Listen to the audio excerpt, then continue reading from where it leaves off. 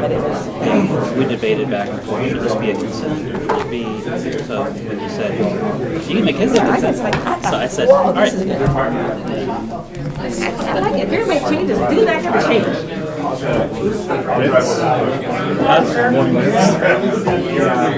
love those emails. I love the angry emails from people that don't actually live in Shawnee County. Let's go. Don't raise your voice. You don't live here. Kevin, I'm sure Okay, there'll be media parking also, right, for us over there? Specifically Right. for just us? Right in the tollway zone. We'll begin with the Pledge of Allegiance. I pledge allegiance to the flag of the United States of America and to the republic for which it stands, one nation, under God, indivisible, with liberty and justice for all.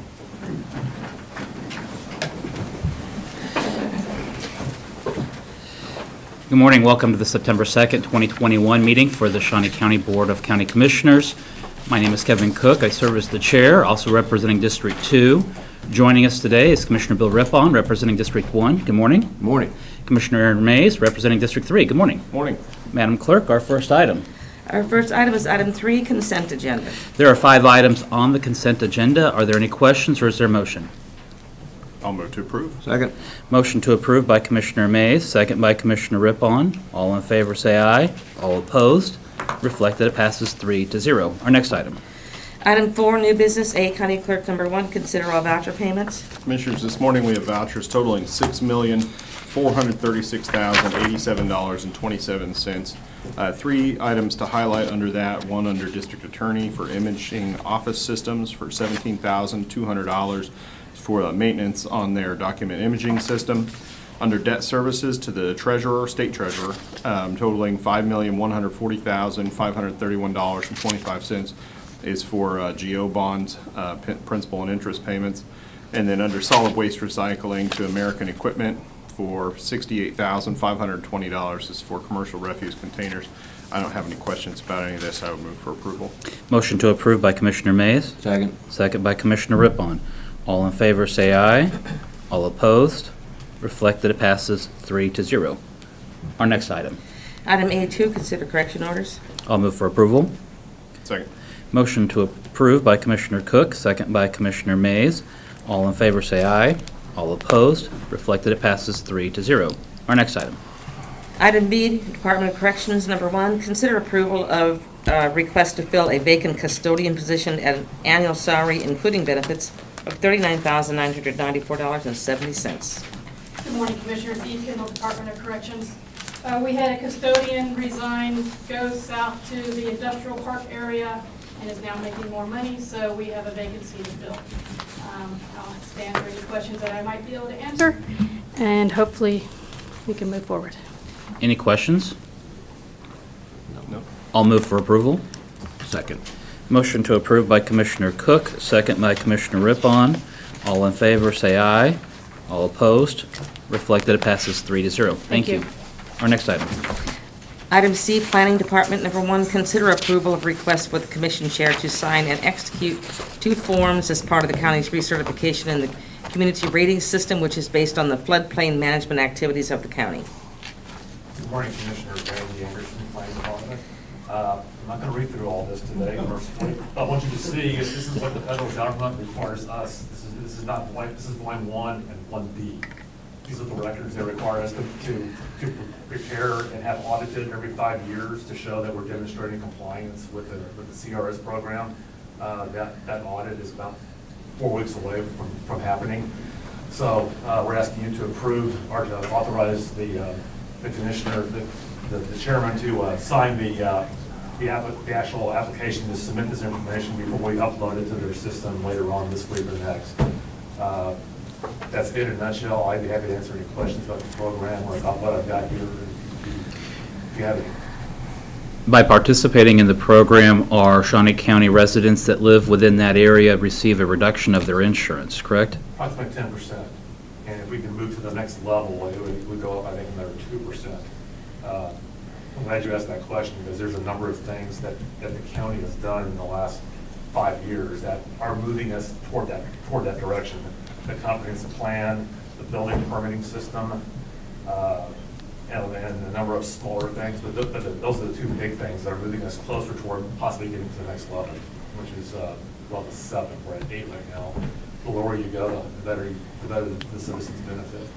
So I'm confident with the commission for doing a lot of those things. Well, and I think that's a benefit to everyone in the community, and I understand that there's other departments that help you get these reports put together? Yes, emergency management, public works, the appraiser, those are about the biggest three.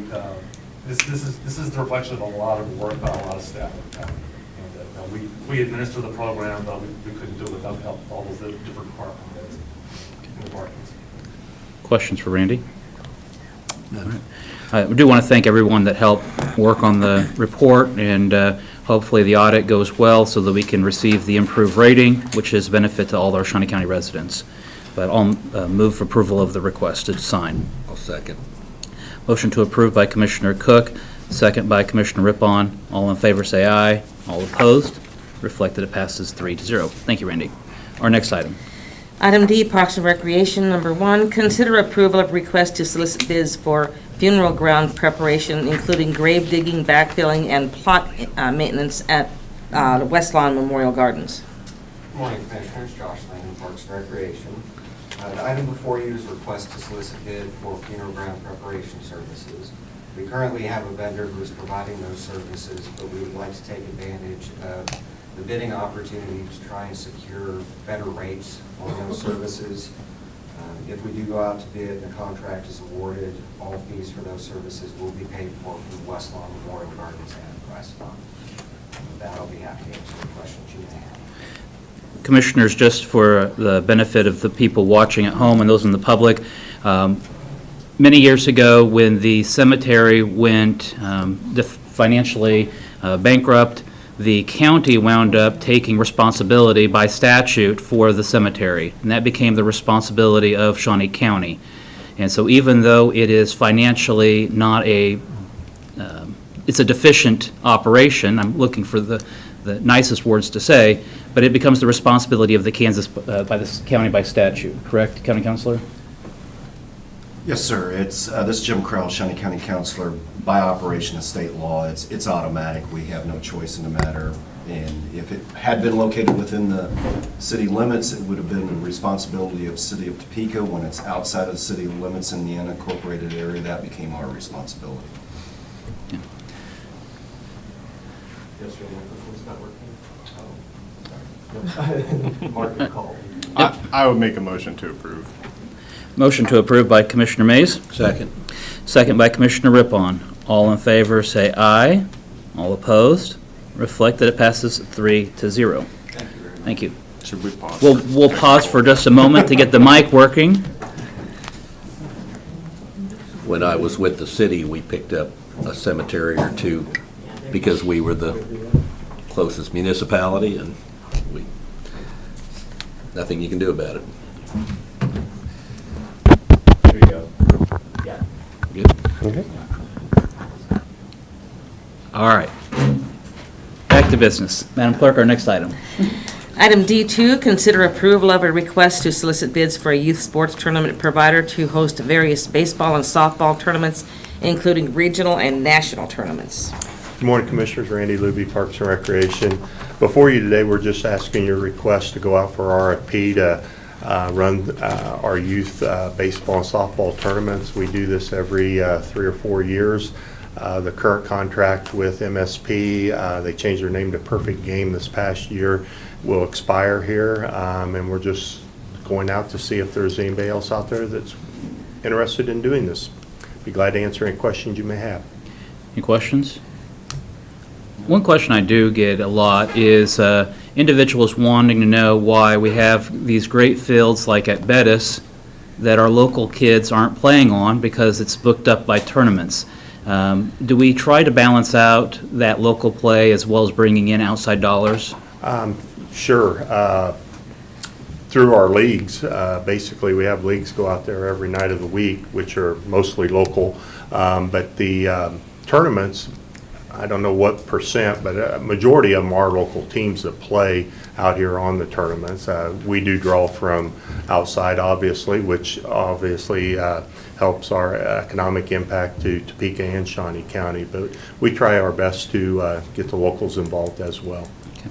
Any other questions? No, I'll just say that, I mean, you know, my kid plays baseball out there, and, you know, there's games every weeknight, and then weekends or tournaments typically, and those tournaments are usually filled with teams from Topeka, Kansas City, Lawrence, Manhattan, Emporia, the surrounding area, so.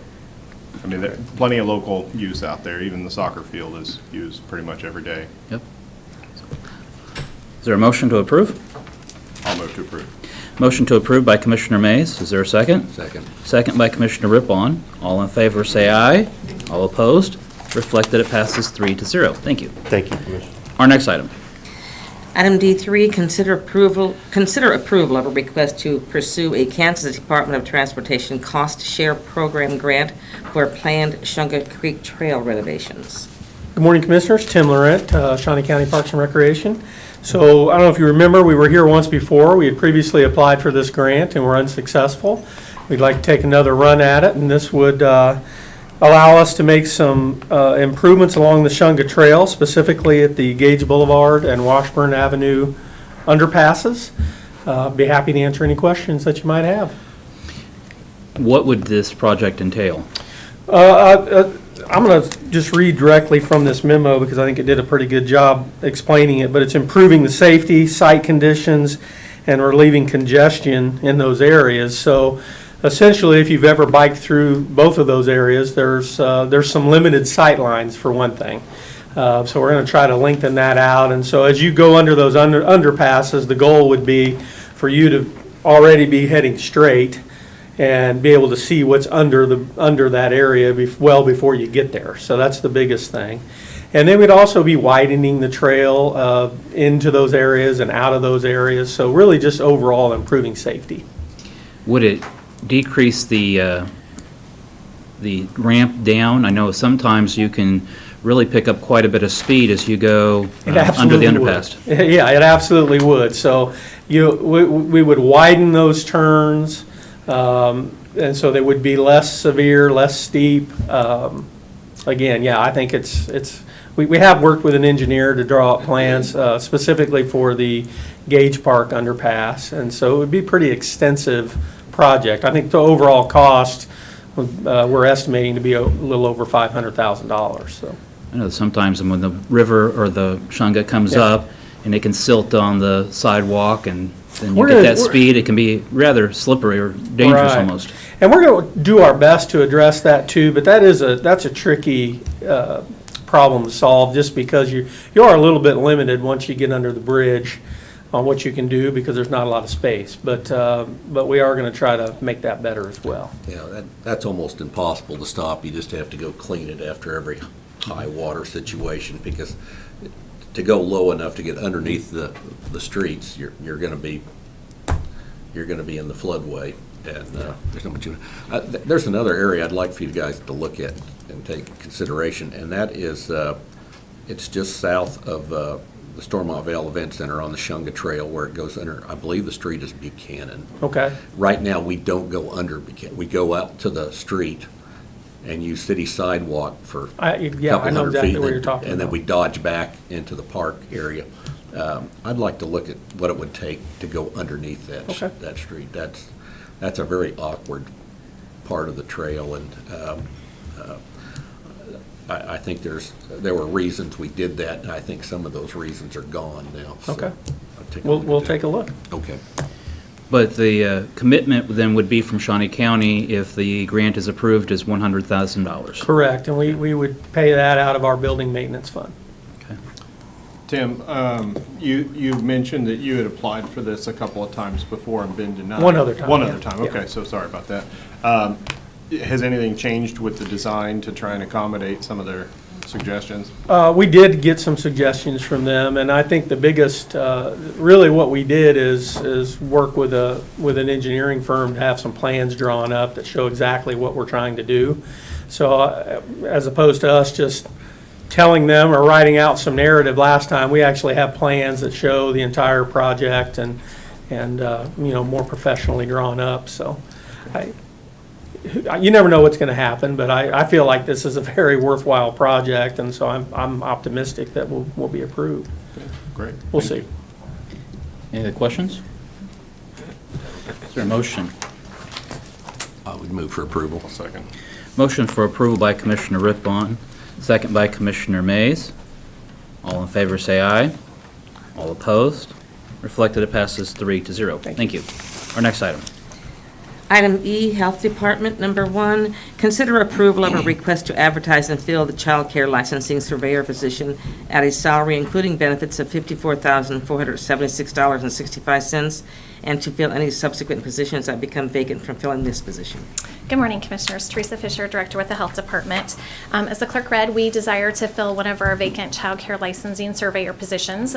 This is a team that goes out and does the initial inspections, the annual inspections, and also does any complaints received for all of the licensed child care facilities, both home and center here in Shawnee County. So with that, I would be happy to answer any questions. Teresa, I know that we've had one position already on the agenda as an open position. You have this one and another one coming up. Can you talk to us about how the Health Department is doing with your positions and what you're seeing at the Health Department with open positions? Sure, yeah. We do. We have a variety of positions. This particular position is a resignation.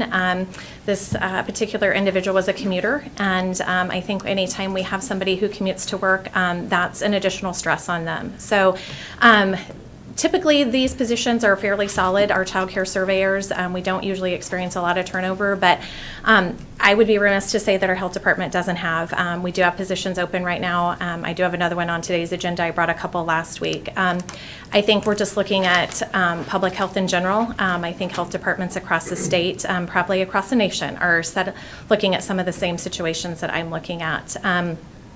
Not necessarily in this position, but some of our positions, we definitely, have staff that are burned out, I would say, over what we've been dealing with. And so trying to make sure that staff morale is kept high.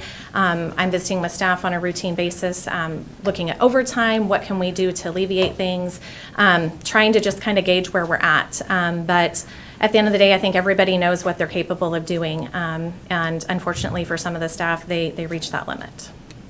When earlier this morning, Eve Kendall spoke about a person leaving the Department of Corrections to go to the private sector where they would be paid more. Are you encountering that at the Health Department? No, not any of the positions that I have been bringing forth at this time. Okay. Just as we're hearing more and we're talking more with our departments as we work through the wage study, just wanted to take the opportunity to ask those questions. Any other questions for Teresa? Nope. All right. Is there a motion? I'll move to approve. Motion to approve by Commissioner Mays. Second. Second by Commissioner Rippon. All in favor, say aye. All opposed? Reflect that it passes 3-0. Our next item. Item E2, consider approval of a request to fill an account clerk 3 position at a salary including benefits of $46,747.94, and to fill any subsequent position which becomes vacant from filling this position. Good morning, Commissioners. Teresa Fisher, Director with the Health Department. This position became vacant. We had just really not the right fit during our probationary period. So for us, that's the opportunity in visiting with HR to look at why we have that probationary period. So we are looking to rehire this particular position in our billing area. I'd be happy to answer any questions. Questions? I'll move for approval. I'll second. Motion for approval by Commissioner Rippon, second by Commissioner Cook. All in favor, say aye. All opposed? Reflect that it passes 3-0. Our next item. Item E3, consider authorization and execution of contract C291-2021 between the Benedictine College Nursing Department and Shawnee County to provide facilities for on-site training for students to participate in activities as part of their field and clinical learning experience with no cost to Shawnee County. Good morning, Commissioners. Teresa Fisher, Director of the Health Department. So this is kind of the flip opposite. This is an option to bring additional nursing students and share with them about public health. So we typically work with Baker University and Washburn University here locally on a routine basis. We also have contracts with Rasmussen and Washburn Tech. And so the Benedictine College of Nursing reached out to us and said that they would like to partner with us to provide facilities for their public health experience. So this is a great opportunity to be able to introduce nursing students to what public health is and maybe what it's not. So we are looking forward to having these students come in from outside our county in the hopes that maybe somebody's interest will be piqued and join public health, whether it's here locally or somewhere else. Be happy to answer any questions. Questions? I'll move for approval. Second. Motion for approval by Commissioner Cook, second by Commissioner Rippon. All in favor, say aye. All opposed? Reflect that it passes 3-0. Thank you. Thank you, Commissioners. Our next item. Item F, Facilities Management Number 1, consider approval of request to post and fill a vacant building supervisor position for the courthouse, elections office, and future administration office in the Facilities Management Department at a salary, including benefits, of $53,201.04 to be paid out of the Facilities Management budget. Good morning, Betty Griner, Director of Administrative Services. Nelda was not able to be here due to a prior commitment, but this is a position that we'd like to get posted and filled due to a recent retirement. Questions? No. I'll move for approval. Second. Motion for approval by Commissioner Rippon, second by Commissioner Mays. All in favor, say aye. All opposed? Reflect that it passes 3-0. Thank you. Our next item. Item G, Commission Number 1, consider the appointment of a voting delegate and alternate for the Kansas Association of Counties 2021 Conference and Exhibition to be held October 18th through the 20th, 2021. Commissioners, this is the Kansas Association of Counties, and we have two positions. We have one as the delegate and one as the alternate. And I think, Commissioners, I spoke with Jim Crowell as to whether or not one of us would be the delegate and he would be the alternate. And often the county councilor attends for training. And is that correct? Yes, sir. Jim Krause, Shawnee County Counselor. Yes. Jim, do you have a preference as to whether or not you are the delegate or the alternate? Whatever you want me to serve as. Way to take a stand. In that case, then, is there a preference as to which one of us would be, or is either of you planning on attending? I was planning on attending. I could probably attend as well. I looked at my calendar and I'm open that weekend for those 3 days, so. I mean, Okay. I'm not dying to go though, I'm just gonna be honest, but if you're planning on going, Well, I might skip it, but. We name Jim Crowell as the delegate. We'll name Aaron Mays as the alternate. Just Well, you said you are planning to go, so then I'll let's be put you on there. Put me as the alternate then. There we are. I'll second that. Okay. Motion made to make Jim Crowell the delegate and Commissioner Cook as the alternate. All those, motion made by Commissioner Rippon, I'll second. Or I made the motion, Commissioner Rippon second. All in favor say aye. All opposed, reflect that it passes 3-0. Our next item. Item G2, acknowledge the appointment of Commissioner Cook of Darrell Stewart to the Parks and Recreation Advisory Advocacy Board. Commissioners, due to the resignation of T.J. Brown as my appointee to the Parks and Rec Advisory Board, I do want to thank Mr. Brown for his service on the Parks and Rec Advisory Board. And I did some searching high and low, and Darrell Stewart, who recently retired from Shawnee County Parks and Rec and has a long history of working with the parks in the city of Topeka and Shawnee County, and lives within the district. He's accepted my proposal to serve as my appointee, and that would be my motion to appoint Darrell Stewart to that position. I'll second that. Motion made by Commissioner Cook, second by Commissioner Rippon. All in favor, say aye. All opposed? Reflect that it passes 3-0. Commissioner Mays, that puts my gold star, so that means that Commissioner Rippon's the one that's left. I know. Our next item. Item G3, discussion of 2022 budget. Good morning, Betty Griner, Director of Administrative Services. Let me get the worksheet up here.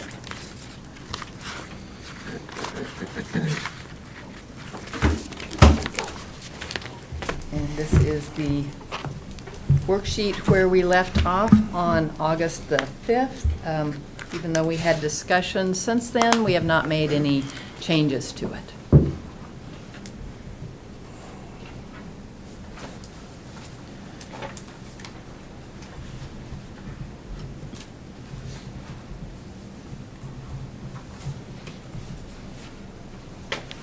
Betty, before we get started today, I know that we've been talking about the budget overall,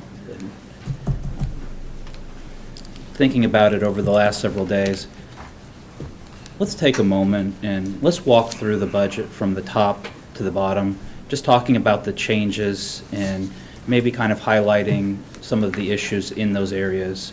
Because we did, for the public's benefit, there are meetings with your department heads, then there are public hearings, and then often we will meet with our department heads after the public hearing. Then there's the budget process where motions are made for a preliminary budget.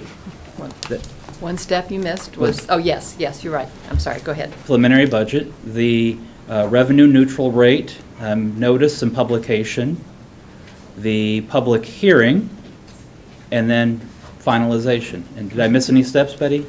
No, the public hearing, you had that in there. The revenue neutral rate is something new this year. And I think there's a little bit of confusion as to what that revenue neutral rate is. It's something that the county clerk calculates and publishes what that is. And that is if, with the levied amount, if the levied amount, not the mill levy, but the levied amount, the dollars, stayed the same as the prior year, and then you would divide that by the assessed value, whatever that has, then that determines that amount. So generally, in our case, if your assessed value went up, then your mill levy for that revenue neutral rate would go down. So that would really not allow you any increases for any operational costs at all. If you were to stay within that revenue neutral rate, your revenue would be the same regardless of your costs. Eddie, also, for the benefit of those watching and those present in the room, this year required, and this is the first year for the revenue neutral rate, it required a publication to the public if there was an intent or possibility of going over that revenue neutral rate. Yes. What is the impact next year or any following years? Beginning next year, there will need to be a notice sent out to each property owner of any government unit that plans to exceed that revenue neutral rate. This year, we had to post it on the website and publish it. Next year, a notice will have to be sent out to each property owner. And I understand in speaking with our weed department, he oversees approximately 75,000 parcels of land in Shawnee County, which would mean that we would be mailing out notice to approximately 75,000 people. Yes, and that will all go through the clerk's office. And who bears the cost of that postage? Well, for the first 2 years, the state will cover the cost of the postage and the printing. And Cindy, please correct me if I misspeak. But they will not cover any other costs, not our personnel costs, any software, costs that we'll have associated with that, just the postage and the printing costs. And that's for the first 2 years. Then after that, it would be the county's responsibility. And that's only if they budget for it. If the state doesn't budget for it, Yes. it's contingent on, no different than your budget. If they don't budget for it, we won't get reimbursed, but that is contingent on their budgeting for it as well. The postage alone is 75 pieces, or 75,000 pieces of mail. At first-class mail, we are talking $30,000, $40,000? We estimated, I think, 48,000, depending. Just in the postage alone, not counting. Well, this was credit. from the treasurer's estimation of the, we compared it to a tax, mailing out tax statements. And that would be even if you have the intent to go That is above for them. the intent to exceed, yes. All right. Well, let's walk through our budget and talk about the things that we looked at this year. Could I ask Yeah. one question Yeah. before we do that? Absolutely. We also hear a lot about, in our budget discussions, about the CAPERS compliance for intermittent and part-time employees. Could you kind of speak to that a little bit as well? Yeah, I was going to see if, would you like to discuss it for us, Yes. please? I'm going to ask Mike Augustine from HR to come up and discuss that. I think he can do a little better job.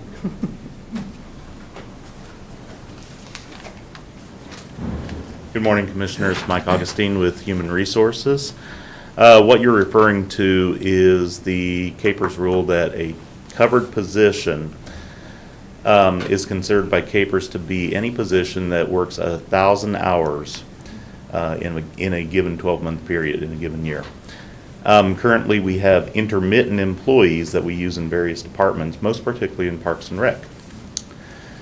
Those employees are employed across a year basis. In the past, we have used these employees year after year, bringing them back into various positions.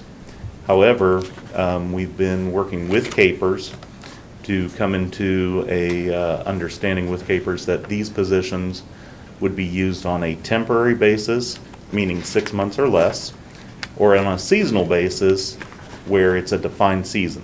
Think of parks mowing or summer lifeguard. Those are a defined season. For all other employees that exceed that, or that we bring back year after year, those are continuous employees. If those employees work over 1,000 hours, they need to be in a CAPERS covered position.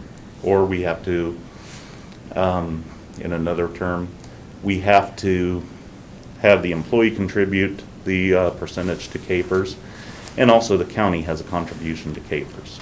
We've identified a number of positions that would be continuous. They would not be a temporary or a seasonal position, and we are in the process of working to convert those to a part-time position.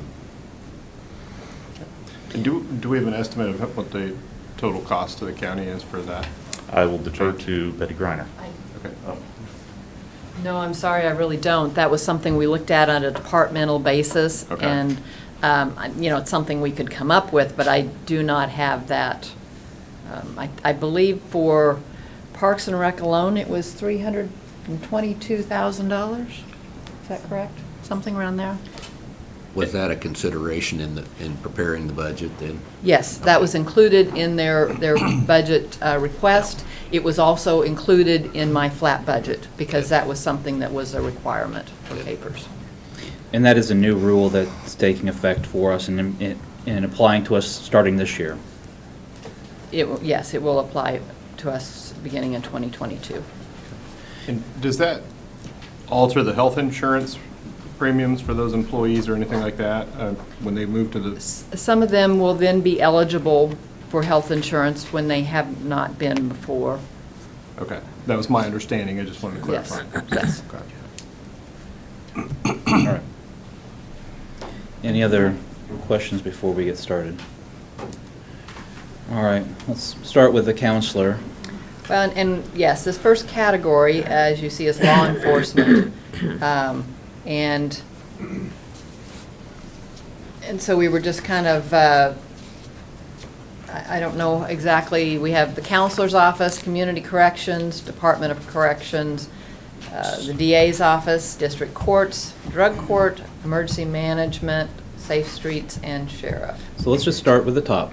Okay? The counselor requested $835,258. Yes. The flat budget, just to keep everything as is, was $722,233. The commission settled, and I say settled, but there was a motion made for $800,000, so not quite the entire amount requested by the counselor, but allowing the counselor to take on the ability to do some new projects. And one of those projects was the county code, to update the county code. Okay. Community corrections. There was the flat budget was $337,840. The budget request was for $714,237. The reason for the increase was, as we talked about on Monday, the implication from the state that we need to match what the state contributes as their grant. We are working towards that match. We increased by $292,160, bringing us to $630,000. Department of Corrections. The flat budget request was $28,024,308. The budget request was $28,313,359. Again, not granting the entire amount requested, but granting more than what they had over the flat budget. The motion was made to increase it by $139,051. In December, the County Commission made an adjustment to the salaries of Department of Corrections, adding, Betty, was it 20% to some workers? Some workers was 19.5%.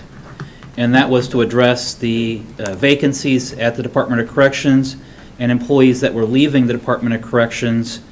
And that was money that came out in the middle of the year that was drawn from reserves last year. Right.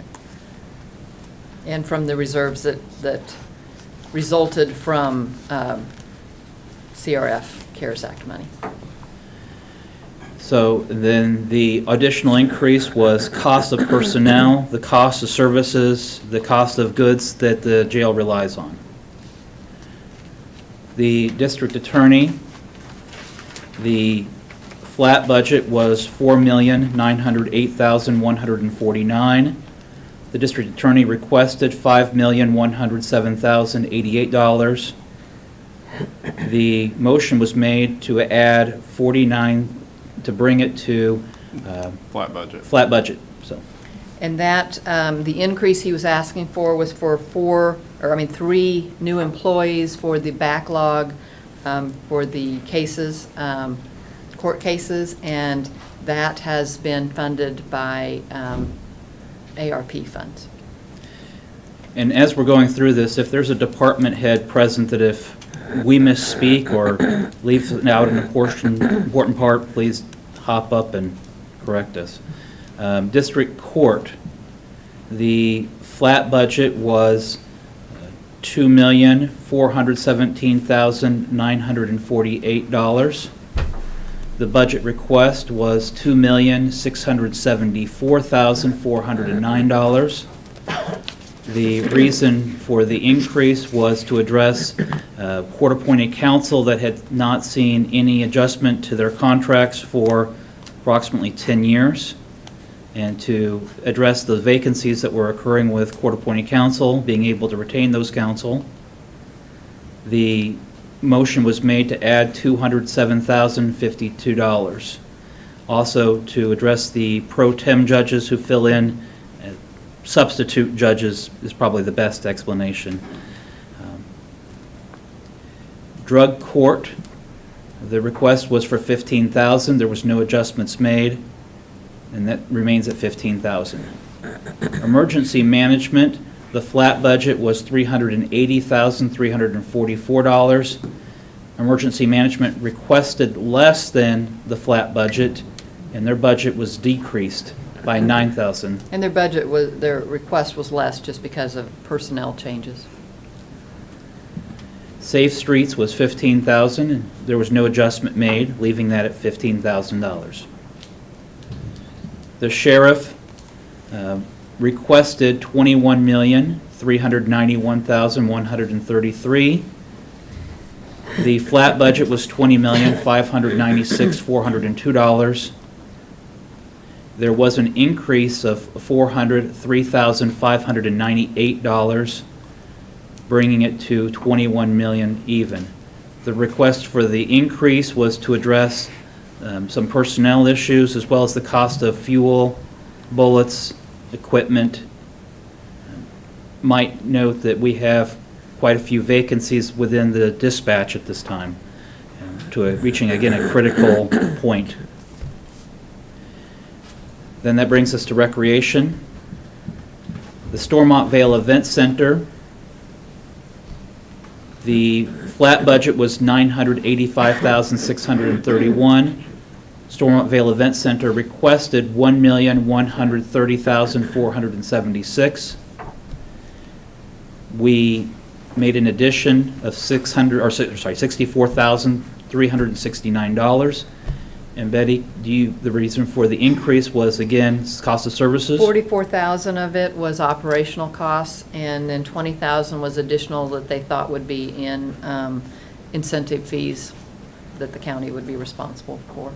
Okay. Stormont Vale Event Center owner's building expense, request for $200,000. That was not granted at all.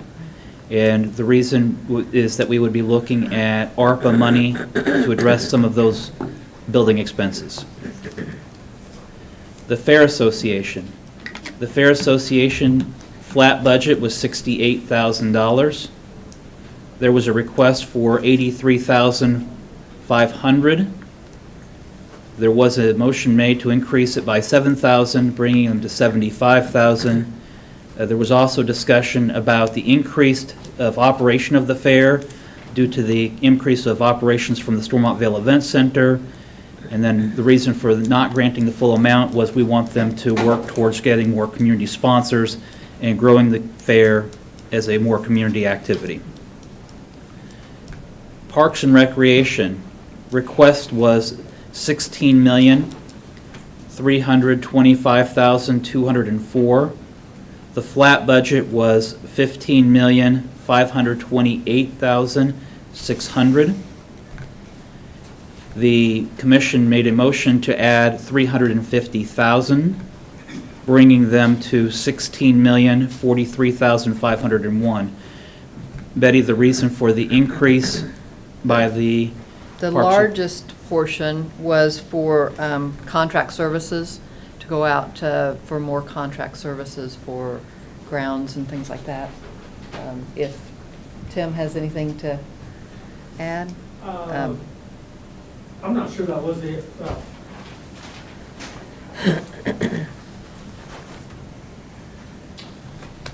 Tim Lorette, Parks and Recreation Department. So we did increase our contract services.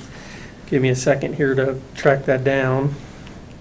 But, I mean, I show the largest increases all taking place under MSA 1.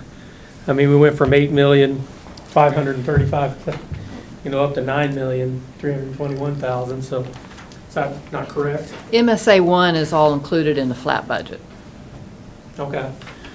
So excluding that, then yes, then contract services would be the largest section. And the reason that we raised contract services was to try to reduce the number of part-time staff to help minimize the cost of the capers rules. So we're contracting mowing as opposed to hiring intermittent staff to do it. Thank you. Noxious weeds, the flat budget was $300,426, and there were no adjustments made, and that was the budget request. The appraiser, the flat budget was $1,992,399. The budgeted request was $2,029,216. The commission increased the appraiser none, leaving them at the flat budget. Planning department, the flat budget was $283,524. The request was $332,780. There was an increase to the planning commission or planning department by $41,805, noting that there is a long-term employee of the planning department that is looking to retire at some point in the near future, allowing the planning department to hire on additional staff to address that transition and succession planning, but also to add more relief so that the planning department is able to handle more of the requests that are coming in for building. Public Works, a flat budget was $8,931,455. The request was $8,985,220. There was no adjustment made, leaving it again at the requested amount, or the flat budget amount. Register of Deeds, flat budget was $262,072. The Register of Deeds had requested $315,936. The County Commission made a motion to approve that request, increasing the Register of Deeds budget by $53,864. The reason for that increase is, again, that the Register of Deeds had decreased staff, and this allows them to come back to a full staffing level due to, again, more filing and more work that's occurring within their office. That brings us to Public Health. Ambulance is a contracted service. There was no adjustment made. It remained at $350,000. The animal shelter, animals that are picked up by the sheriff and within the county and taken to the shelter, again, that's contracted service, it remained at $130,000. Community Resources. This is CRC. They oversee the administration of the social service grant and grant to the elderly, and that is $35,000. Conservation District. The flat budget was $44,000. The request was $47,000. Again, to address personnel issues within their office, the County Commission made a motion to approve the request of the $47,000, increasing it by $3,000. The coroner is by contract, $596,545, no adjustments made. The Health Department, $2,151,781, no adjustments were made. I might just make a comment on that. This is just the amount of the county's expense for the health department. Of course, their expenses are much higher than that. They are in a separate fund which receives the revenue and the grant funds that they receive. The health clinic, Grace Med, this was our first year since the merger of the Shawnee County Health Agency and the Shawnee County Grace Med, and this was the first year that there was no allocation from the county. For the contract. For the contract. Health Access, the requested amount was $110,000. Health Access gives prescription medications to those that cannot afford, and they fill the gap in services. The County Commission approved that request of $110,000.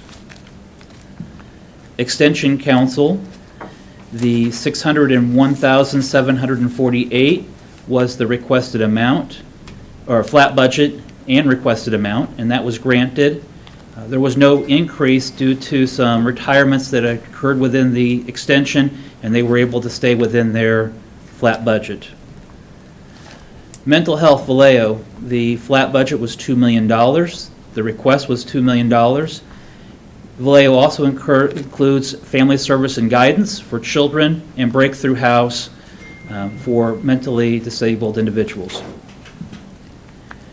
Mental retardation, TARC, the requested amount was $996,344.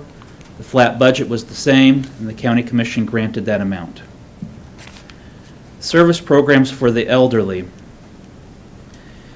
$669,623 was the flat budget. The request was for $691,500. That increase of $21,887 The County Commission made a motion to approve that request, bringing them to that amount. Social service grants, $190,000 was the flat budget.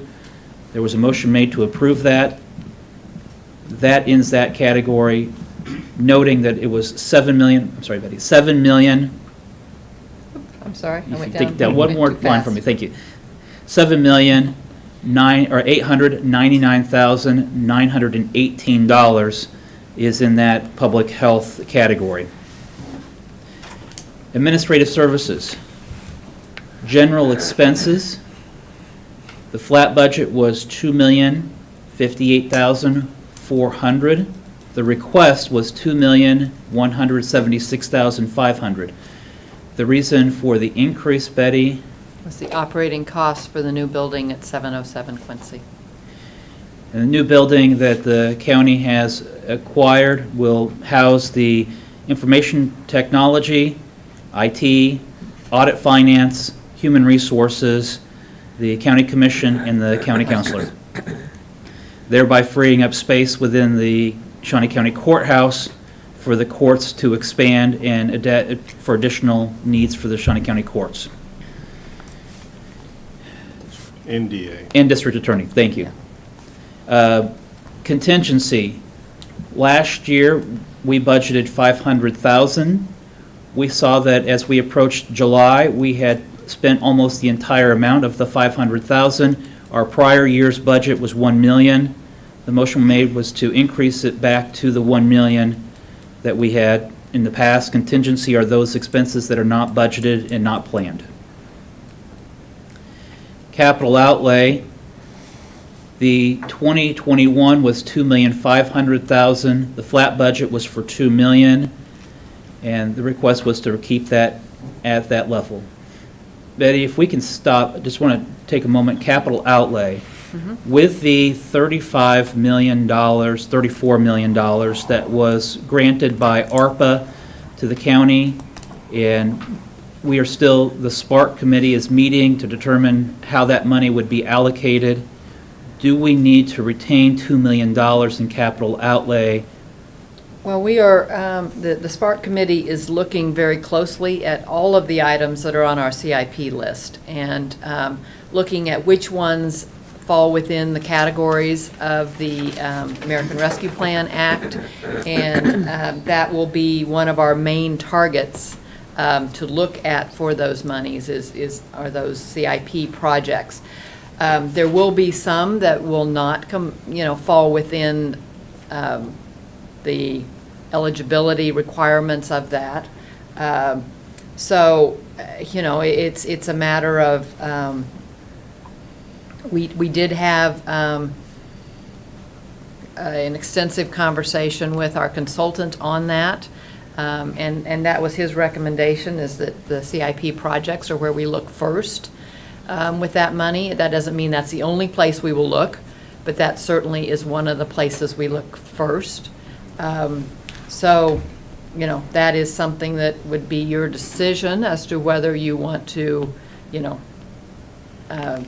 when we did the CIP discussion, we decided to wait on that and not make any decision on approving any CIP plan, because it was still so early in the discussions on the ARPA money.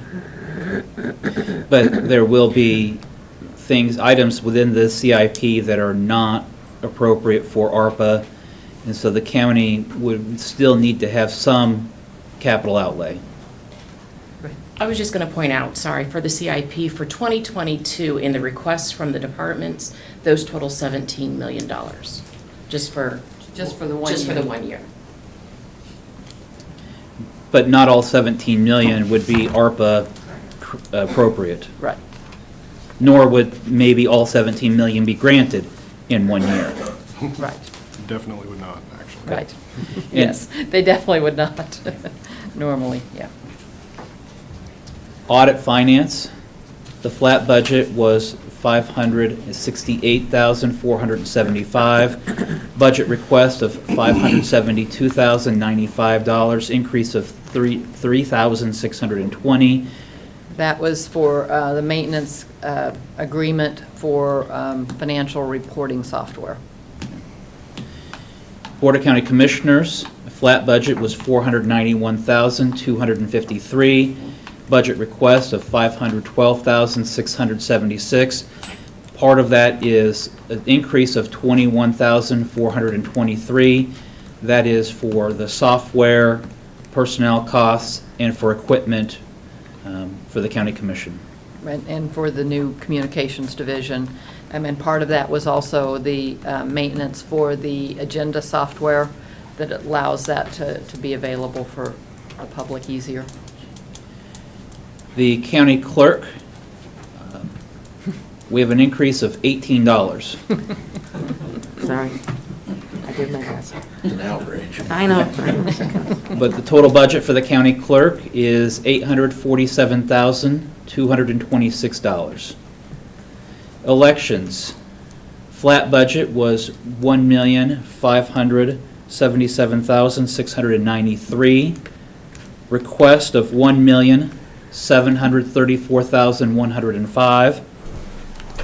The motion was made to increase it by $132,307, increasing it to $1,710,000. And again, the reason for the increase was the poll workers, software, the equipment, and staffing. And yes, and then there was also some printers that we had purchased that we had the maintenance agreement on. Facilities management, flat budget, $789,723. Request, $817,486. There was a budgeted request to make that increase of $27,763, and that's reflecting taking on custodial staffing in-house as opposed to it being a contract service. Bringing it in-house because we've repeatedly had problems with contracting it. Human resources, flat budget, $473,449. Budgeted request of $473,627, an increase of $178, and that motion was made to approve that request amount. Information technology, flat budget, $3,478,496. The budgeted request was $3,568,999. There was a motion made to increase it by $51,504, bringing it to $3,530,000. And the reason for the increase? I don't believe there was one item. I know that they are increasing the Nutanix. Hyper Converge. Oh, that's a CIP item? That's a Okay, CIP. Never mind. I'll let Pat address that. I know that Ms. Beckton likes saying Nutanix, Yes, I love that Hyperverge. word. Yeah. It's the Nutanix Hyper-Converged Infrastructure Virtualization Platform. I knew that. Try to say that fast. The primary increase was in our contractual services, and that was due to a reorganization of the way we're doing our firewall contracts. We're moving to a different platform with the same vendor, and that was the largest part of our increase. So that's where that came from. Thank you, Pat. And I will just say, we all know how essential firewalls are in this day and age with internet hackers and such. Treasurer's office, flat budget was $594,287. Budgeted request was $630,638. After the treasurer was able to go through and look at his retirement fund and not needing as much to be contributed to the retirement fund, we increased the treasurer's budget by $14,620, bringing the treasurer to $608,907. And that increase was for one intermittent employee. Bond debt service, $4,943,673. our debt service makes up less than 10% of the overall Shawnee County budget. Just to point out on there also that we did remove, I believe it was $800,000 from that initial request, which doesn't appear as reflected here, but there was originally an $800,000 placeholder, more or less, for Family Park, which we removed. So this budget does not include funding for Family Park. Yeah, that was- I know that's a misconception. That was folks have. 850,000 because the commission had passed a resolution making it possible to issue that. We certainly have not issued that and then not going forward on that. So I actually changed the flat budget on that. Okay, good, thank you. And that would be our debt service, I think, is where we saw that change. Yes. Moving from the 4,107,744 to the 3,257,744. Yes. And again, debt makes up less than 10% of the overall budget. Special liability fund. If Shawnee County is sued and there is a need for settlement outside legal, this is a fund that we contribute to. And Shawnee County is a self-insured agency. We contributed $100,000 towards our fund. And that's something we do each year to, build up. We look at the balance in there. We look at how much we have had to pay out and just try to keep that at what we feel like is a minimal amount in that fund. I think right now there's 400,000 in there. That then brings us to our bottom line. The Sorry. special The comp study. liability. The comp study. The comp study. The Shawnee County to address the vacancies, wage study. We are still in the process of going through that wage study and looking at where it may be impacting our employees and working with their department heads, but anticipating that there would be a need for additional compensation to be spread out through the entire county. We have budgeted $2,500,000 for those employees.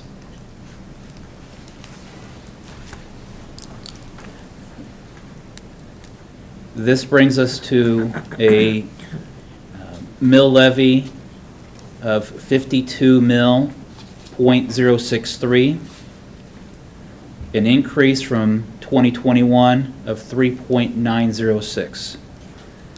The Shawnee County, again, we do have reserves of $28 million. The Shawnee County has a reserve policy of a minimum goal of 20%, a maximum goal of 25%, and that when we exceed the 25%, we would be able to take that excess towards applying towards long-term projects. And we have used that in the past for the Stormont Vale Event Center and for Shawnee County Parks and Rec. And we have approximately $78,220. that could be allocated towards a long-term project for the 2021 year or future, or 2022 or future. I know that was laborious, but I felt the need at this point for us to take a moment and stop and work through our math. I know that my algebra teacher always told me to show my work. So, Commissioner Rippon, thoughts? Well, that's a tough year. It's nasty. We have such a problem with personnel at this point. Salaries are going up all over the place, and we're not competitive anymore. And for us to recruit and retain people, it's just something we have to do. And I don't see it getting any better in the future. We're also faced with a lot of commodities that are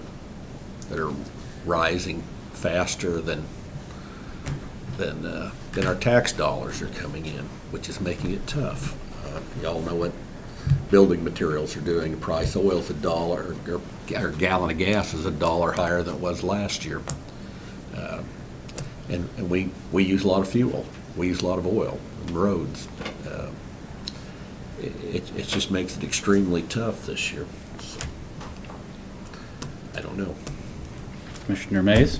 Well, I just want to go back and kind of revisit Parks and Rec. Tim came up and gave a little bit of an explanation. While we were going through, I went back and kind of looked at some of the expenses that went up. 430 some odd thousand was for the contractual services, but also, excuse me, also 34,000 of that was their water bill. 3,500 was for sewer and trash. 4,000 was for their phone bill. Another 29,000 for gas, with fuel, it says. And then another 19,000 in insurance premiums. So, I mean, those are costs that are,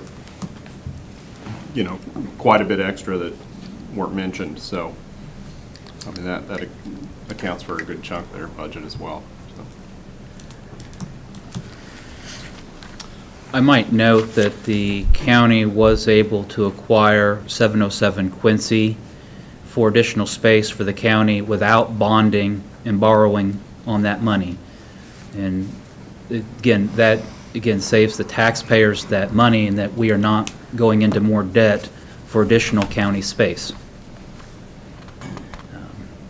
The remodeling for that building will be using ARPA funds. So the anticipated remodeling would be from the use of federal funds from the COVID relief ARPA. Because one of the things that is eligible for those funds is the judicial backlog and judicial needs as far as spreading out and things like that, which is what the courts really are asking for, more space here in the... And district attorney. And the district attorney, yes, in the courthouse. So this allows us to give them the space they need in the courthouse without looking at building a new one.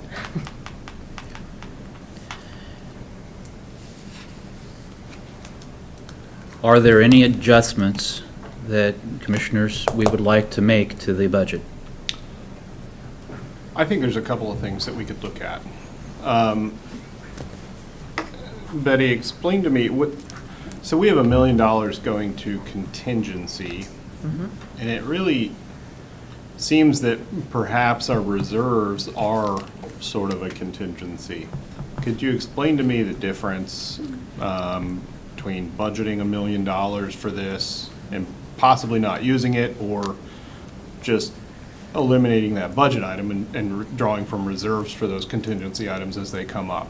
Well, generally, just as an overall principle, you want to be able to budget what your expenses are going to be for that year.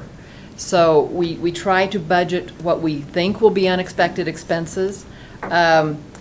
Now, if you do not budget that and you go over, then you're just showing that your expenses for the year were higher than you budgeted.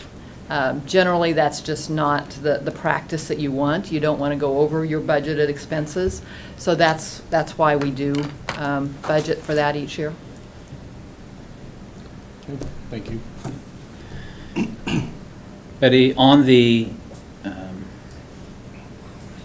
capital outlay, is it your recommendation that we keep the $2 million there? Or can we reduce that by half, since we are going to be drawing from ARPA in 2022? I would recommend that you keep something in there for those items that may be, maybe not what we would consider critical or something that really need to address now. I think you could reduce that and look at ARPA funds, picking up some of that. Again, recognizing that there are going to be items that are not approved by ARPA, but there are going to be items that are approved. And that's why I would say you need to keep some in there. I'd make a motion to reduce the capital outlay by $1 million. Second. Motion made by Commissioner Cook, second by Commissioner Mays. Commissioner Rippon, thoughts? I would agree with that. At least that's one place we could cut a little bit. No. Hurt ourselves too bad. That brings us to 3.361. Motion made by Commissioner Cook, second by Commissioner Mays. All in favor say aye. All opposed, reflect that it passes 3-0. Thank you, Ms. Beck. That brings us to a mill increase of 3.361.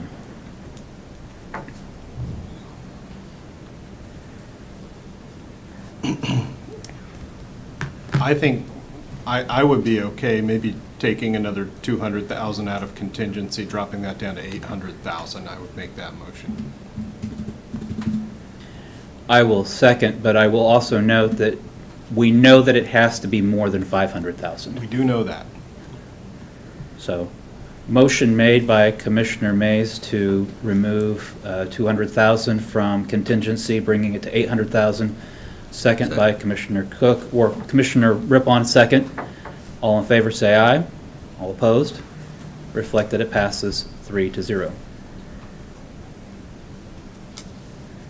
That draws us to a mill levy increase of 3.252. Betty, can we go down one more line on the bottom?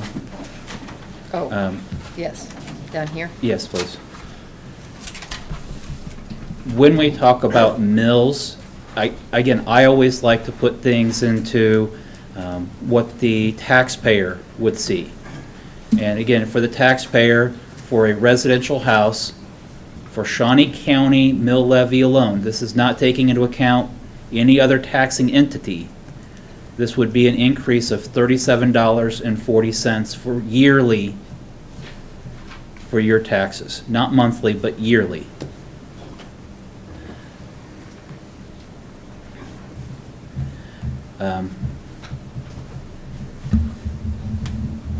Any other discussion? Commissioner Rippon? I don't know. Let me think over. Why don't we do this? Let's take a 5-minute recess. Did you have a comment you wanted to make?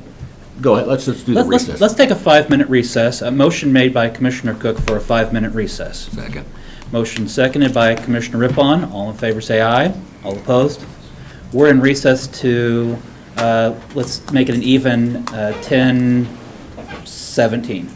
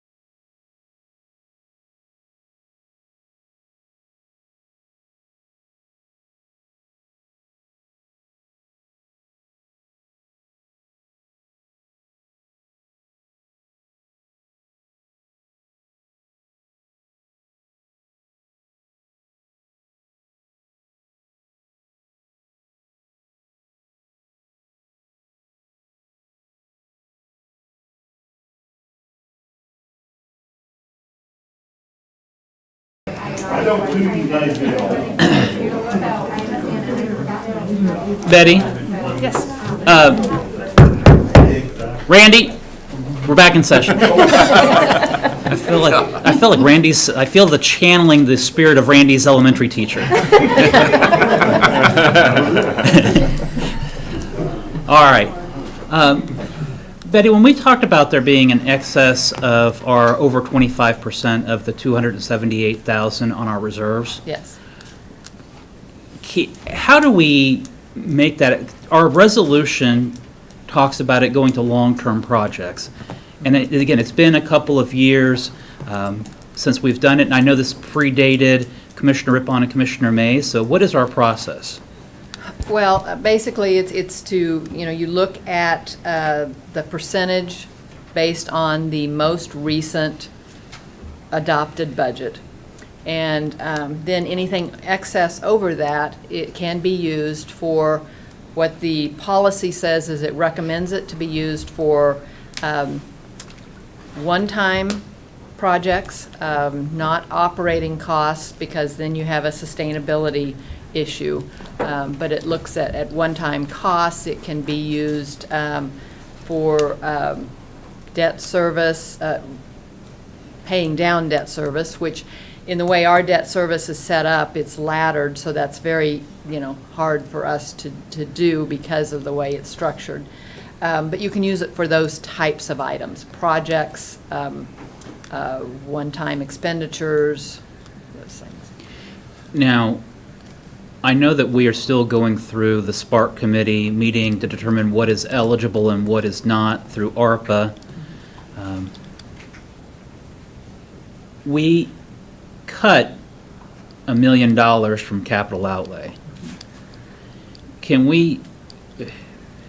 Would the capital outlay projects be something that excess reserve could go to? That 278,000? General, Because they would be one-time expenses. yes, you could transfer it to the capital outlay fund.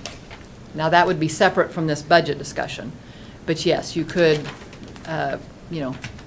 direct me to, But in anticipation of that, would we be able to take another 278,000 from the capital outlay? Again, leaving us with $1 million, but shifting that to that. I mean, I know it's just shuffling the cards on the table, but just to reallocate that excess would be, there would be another motion at a future because point. they would be used, which is similar to what we did when we transferred the 6 million. Okay. Because it will be used for one-time projects. Thoughts, commissioners? I don't mind that bit. I don't think that would be bad. Commissioner Mays?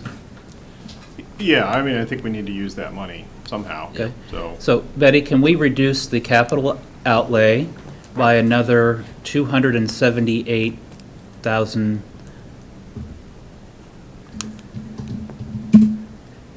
Why don't we make it, is it, whatever the amount is, 220? Let me make sure. I think that's my amount. I have it here. $278,220. Okay. All right. Or we can round it if you'd like, but that's the actual amount. Well, I actually like that because that brings us to an even 3.1 mil. Do we need to do a motion in a second? on Yes. this? The motion made by Commissioner Cook to reduce capital outlay by $1,278,220 total. Is there a second? Second. Second by Commissioner Rippon. All in favor say aye. All opposed? Reflected, it passes 3-0.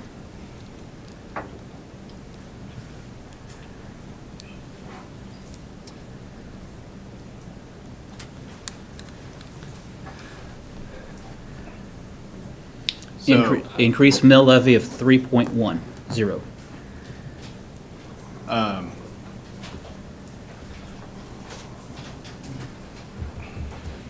I'm looking at just, I know that a lot of times in government budgeting processes, people propose across-the-board increases, which are difficult. I don't feel that we could possibly do that right now because a lot of these budgets are flat anyways, and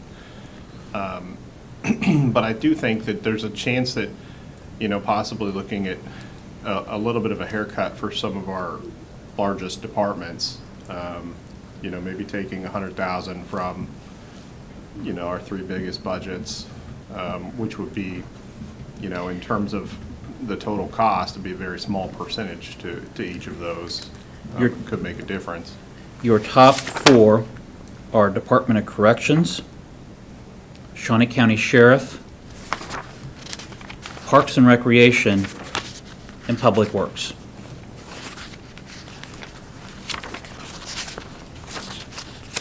Just throwing it out there.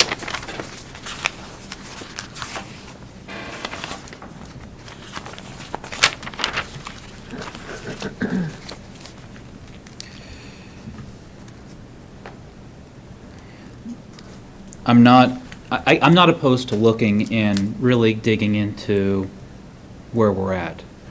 My concern with Department of Corrections is we're to a critical staffing level, even with the 19% increase to some staffing. And Brian, I may ask you to come up just to address that. When we have reduced staffing at the jail, that means that there's more forced overtime for our employees, which leads to greater burnout, which leads to possible mistakes that could be made by our employees, which leads to injuries to inmates, which leads to lawsuits, which uses the special liability fund.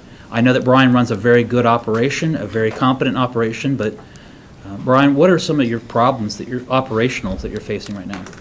Our biggest issue right now is staffing. That impacts everything we do. Right now, we've had to reduce services to our clients, to our inmates. We have some officers that are working, that are getting ordered 3 and 4 times a week. We've hired from the beginning of the year probably about 25. We've seen about 5 to 8 of those people leave specifically because of the overtime. We probably are going to exceed, again, well over $1 million, maybe $2 million. I don't know if it'll be 2 in overtime. What we're seeing is officer fatigue. We're seeing an increase, so to speak, in maybe some officer discipline. We're seeing increase of use of force. What about your inmates? When you have a lack of staffing, what's the impact, or do you have more lockdown or time that they are contained within their cells? We're almost on a lockdown always. We're on a rotation now that we're hoping we can get. Our challenge right now is to make sure that we can get inmates adequate showers and hygiene items daily and weekly. And right now, our inmate population, if we have nobody that takes off or nobody is sick, right now I've got about 6 officers that are out on COVID relief. So that right now, to give you an idea, for on a typical weekend, I need at least 18 people out of 30 that are going to be on overtime. And so we're running. The best answer to your question is, right now at the jail, we're running lockdown almost every day of the week. And it is increasing the tension of the inmates, staff who are having to deal with it. Officers are having to walk 4 modules to meet our accreditation standards of every 15 minutes, every 4 minutes with suicide inmates. So the tension at the Department of Corrections, just like everywhere else when it comes to low staffing, is getting very high. My concern is if we cut any more, is we're going to start missing things. I'm going to start giving Jim and his office more business because we're going to see the liability go up. And we've seen it when it comes to medication administration. We're seeing it when it comes to use of force. We're seeing it of just general things. So I'm on the phone with Jim, and Jim probably can attest to this. I'm on the phone with Jim weekly and Angela regarding new positions. What can we do to get people in the jail? I will tell you right now, across the nation and speaking with the National Institute of Corrections, the 3 highest things that are keeping people here are the fear of COVID, the lack of child care for shift staff, and then the, obviously there was, we've seen some unemployment benefits that people are flat out saying, I can make more money on unemployment and not have to work, and so they're quitting. But to answer your question is that we are at a very critical stage when it comes to staffing. We're managing. You're seeing a major in her uniform who's manning posts. I've manned posts. I'm learning how to run the system so I can take inmates to court when we need to. Brian, I know that there's going to be people in the public that say, good, lock them up, don't need to coddle these criminals. And here's what I would say is get with Angela Lewis, put in your application, come over, because when you're dealing with people and you lock people up, people especially that have not been convicted of anything, and I'm not here to say that I'm being lenient on crime, not anyway. I'm telling you that people still have rights. They have rights to be able to take showers. They have rights to their food, their medication. These are inmates that are staying in their room 24 hours a day, getting out for an hour, maybe 4 times a week to take showers. We're doing our best to try to bring more programs, as in tablets, video visitation, more phone calls. You cannot have the attitude in corrections just lock them up. And again, these are individuals that have not yet been convicted. Oh, absolutely. Probably 80% of our people are that way. Okay. All right. Commissioner Mays? Brian, with the backlog in the court system, has the average stay of an inmate increased? We have seen the average length of stay, it went from about 21 days up to 30 days in this last year with COVID. Pre-COVID, we were running almost 520 average daily population of in-house people. We have exceeded. We're almost at 550 inmates now. The courts are getting back. Right now, we're seeing so many courts going. I'm having so much overtime in court transport trying to keep it. The last week or 2 weeks ago, we had 5 trials. That took every one of our transport staff. The backload did hurt. We're seeing people stay longer because they don't have jobs, so they can't make their bonds, and we're seeing people stay longer because of the inability to get them to Larner State Hospital for competency. And we're seeing people, because of the struggles of the Kansas Department of Corrections, who does a very good job of getting people to their area because of COVID and staffing. And so I think I talked to somebody the other day, Kansas Department of Corrections has well over 300 vacancies. And God bless them, because I'm telling you, it's tough. And we're probably right now at about 54 vacancies. And our staff, when I go down to shift briefings or I go down to see it, I'm not here to be mushy, but I see the tears of people saying, I missed another T-ball game. I missed another concert. I missed church. I missed everything, because they're dedicated and they're working. You know, when you have an officer who's going to make close to $90,000 or $100,000 because they're making more money in overtime, that bothers me. And that affects your budget. Huh? Oh, absolutely. Absolutely. Because we're having people that are just getting burnt out. People that are leaving to go into jobs where their overtime is not there. And COVID adds to that stress? Oh, absolutely. I mean, you have people that are working COVID modules. We still have mask mandates. We still have high levels of PPE. I have 10 inmates right now in one module that have COVID. I have approximately, what was it, Eve? Probably 12 inmates, 10, 12 inmates that are on positive. So those are on lockdown. When you become 85% full, you're full. We're not like a hotel where I can just start plugging people in. I have categories of classification of inmates. I can't put nonviolent offenders in with violent offenders and say, hey, just fend for yourself. It just doesn't work that way.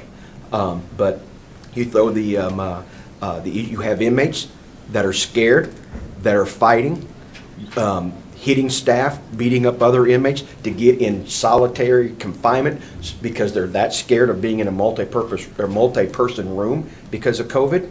You have staff who are very upset and scared. Even vaccinated staff, we've had vaccinated staff who are positive. So the pandemic has thrown everything, has just compounded the PTSD rate is almost exceeding that of military in correction. That's evidence-based from the National Institute of Correction. It's a tough job. I take nothing away from military. I love what they do, and I'm here today because of them. End of story, I'll say that. But it's tough. So let's look at your budget. $28,163,359. It's the highest budgeted out department in Shawnee County. Mm-hmm. Is there anything that we can do to reduce that amount, or is that still not meeting, that's meeting just the bare minimum needs of the Shawnee County Department of Corrections? Well, I'm going to say this, that we have the highest budget, and I think that we have to be a team player with every player here. I believe that Parks and Rec are essential. I believe everything's essential. I'm willing to work with this commission to look to see if there's anything we can do possibly with maybe unfilled vacancies.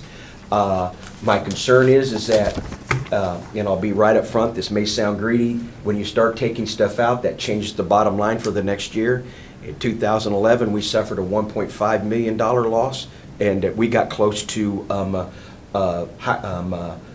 laying people off, which we did not. If we start taking any more out, and I want people to understand, if we start taking any more, we won't be able to hire. Now, we have 50 vacancies. Does that mean I'm going to hire 50 people between now and the end of next year? I don't know. But those vacancies, don't those then wind up going towards your overtime because you don't? Oh, it does. Our vacancies are what probably is making sure that our budget balances and make sure that that we're able to maintain the amount of overtime that we have in the facility, and it does. Commissioner Mays? Commissioner Rippon? But I'm able to work and will do whatever it takes. I believe that we're obligated to help the taxpayer out. We're the biggest agency. I want the community to be involved when it comes to the Department of Corrections. I'm 100% transparent of what we do. We have tons of audits every year. We're a highly accredited facility. What comes with operating as a model correct facility comes with costs. The last thing I'll tell you is it takes a lot of money to run the jail. It will take you 10 times that to run a bad jail. And I've been there when it's been a bad jail. And you're one lawsuit away or a bad death, or there's no good deaths, but a death or suicide or something away, you better have more than that in your contingency or your stuff. Okay, thank you, Brian. Tim?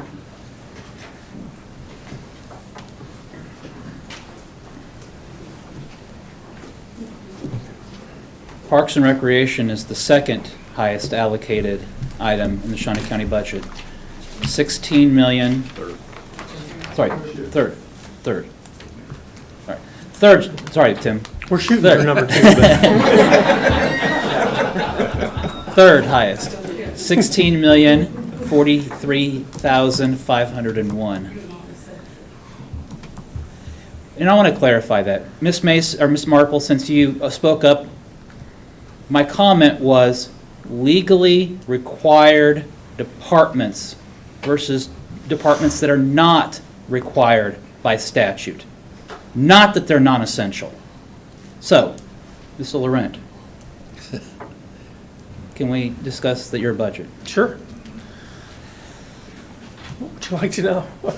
Some of the challenges you're facing and what the public expects and quality of place, quality of life. Right. Are there anything that you can think that any areas that we haven't touched on already? Well, no, I echo Director Cole's sentiments. I mean, we want to be a team player, but it is just difficult at this time because you've mentioned it before. The cost for everything that we do is going up, and so it seems like a difficult time to say, yeah, we'll take some money out of our budget when all of our costs are rising.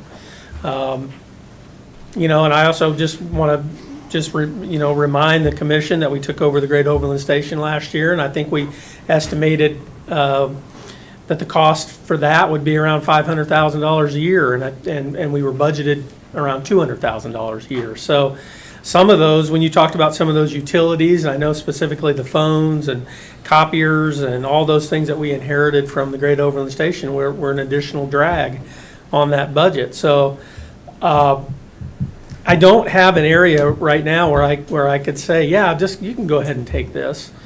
If we were to do some cuts, I think unfortunately the area that we would, I'm not saying that we would do this, and it certainly would be my last course of action, but you got to start looking at one of two places, either deferred maintenance or staffing. And we know we're behind in deferred maintenance, and we don't feel like we have enough staff as it is. So those would be really hard decisions to make.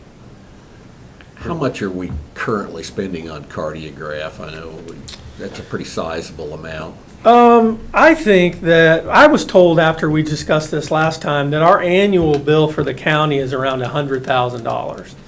And we pay a portion of that, a third of that, a little more than a third. I don't think it's weighted on the number of people that you have. But if I remember right, and I know that Betty and I disagreed on this number earlier, and I think I actually may have it written here in my notes, but I thought it was around, let me see if I can find it. Just give me just 1 second. That's what you said, the number you said was 75,000, and I don't think that's accurate, actually, because we are splitting it with we're Public Works share, and I think you're not using it anymore, but, so I don't know what you guys are paying, but if you're only paying $25,000 a year, then it would stand to reason that I'm paying the other 75, but, Josh was just here and he left, and he would have had that number, so. Unfortunately, I don't think I've got Betty's number is 75,000. But again, that's a computer program that is used by multiple departments, not just Parks and Rec. But is the license, do you pay for each license, I mean, for each user? I don't think it is broken down that way. I think there is a cost, but I don't think that's the only cost. Does anybody? Betty? I'm not certain. I think you get a group of users, like it's, you pay so much for 100 users or Right. 50 users, or I think there's different tiers, and you pay for, a lump sum for so many users. I think it is. Could we reduce the users? Would that reduce our contract? Well, and it would. I just don't know what the next category down would be, and, we can, I don't know that The cartograph is used by, the weed department uses cartograph. No. At one point they used to. That they don't anymore. But Public Works, Parks and Recreation, Solid Waste, Facilities Management. They're going to start using it, so. And then that's divided among those areas.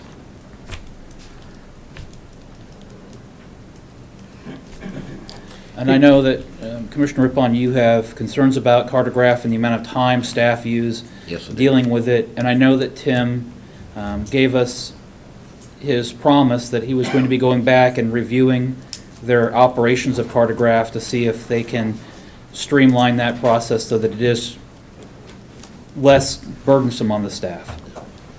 And we have been doing that, Commissioner Cook. We do have a group of staff that have met, I think twice now, to look at how we're operating and what our ultimate goal would be. I think we could, in the future, streamline some of it and maybe reduce this cost somewhat, but I wouldn't see it being a gigantic amount. Okay. I don't know if it would make that much impact on what we're trying to do here today. Commissioner Mays? Tim, we heard Director Cole speak to his unfilled vacancies. I know you guys, your intermittent staff over the summer was very short-staffed. I believe lifeguards were 40% down from what there was authorized. So, and, I know he mentioned he uses those to fund the overtime for folks.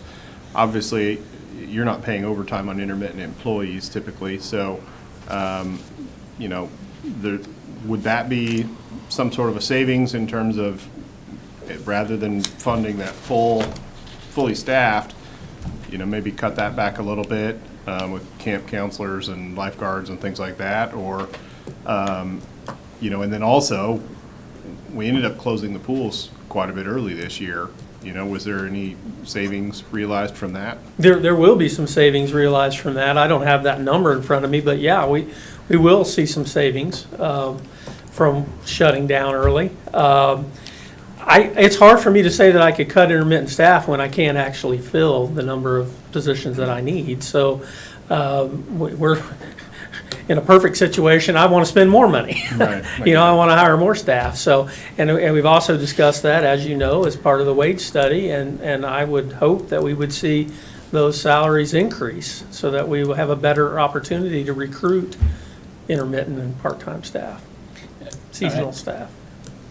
And I think that may be something, Betty and I know we've talked about this in the past. We have allocated $2,500,000 for wage compensation. Next year, we're going to have an additional $2,500,000 because of all the wages that we've paid, and that will become part of our flat budget for 2023. This $2.5 million that we have slated here for the wage study, those would be increases that begin July 1. So that's just for a half a year. So then when you're looking at the budget for 2023, you have the other half of that year that will hit in 2023. To take you back to Cartograph just a minute, I wanted to make a comment. I don't know that at this point in time we could eliminate Cartograph, because I think solid waste and public works have essential items on there. That doesn't mean we couldn't look at decreasing the users. Yeah. That's what I'm asking. Yeah. To look at that. All right. Anything else for Tim? No. Kurt? You're number 4. My leg's asleep.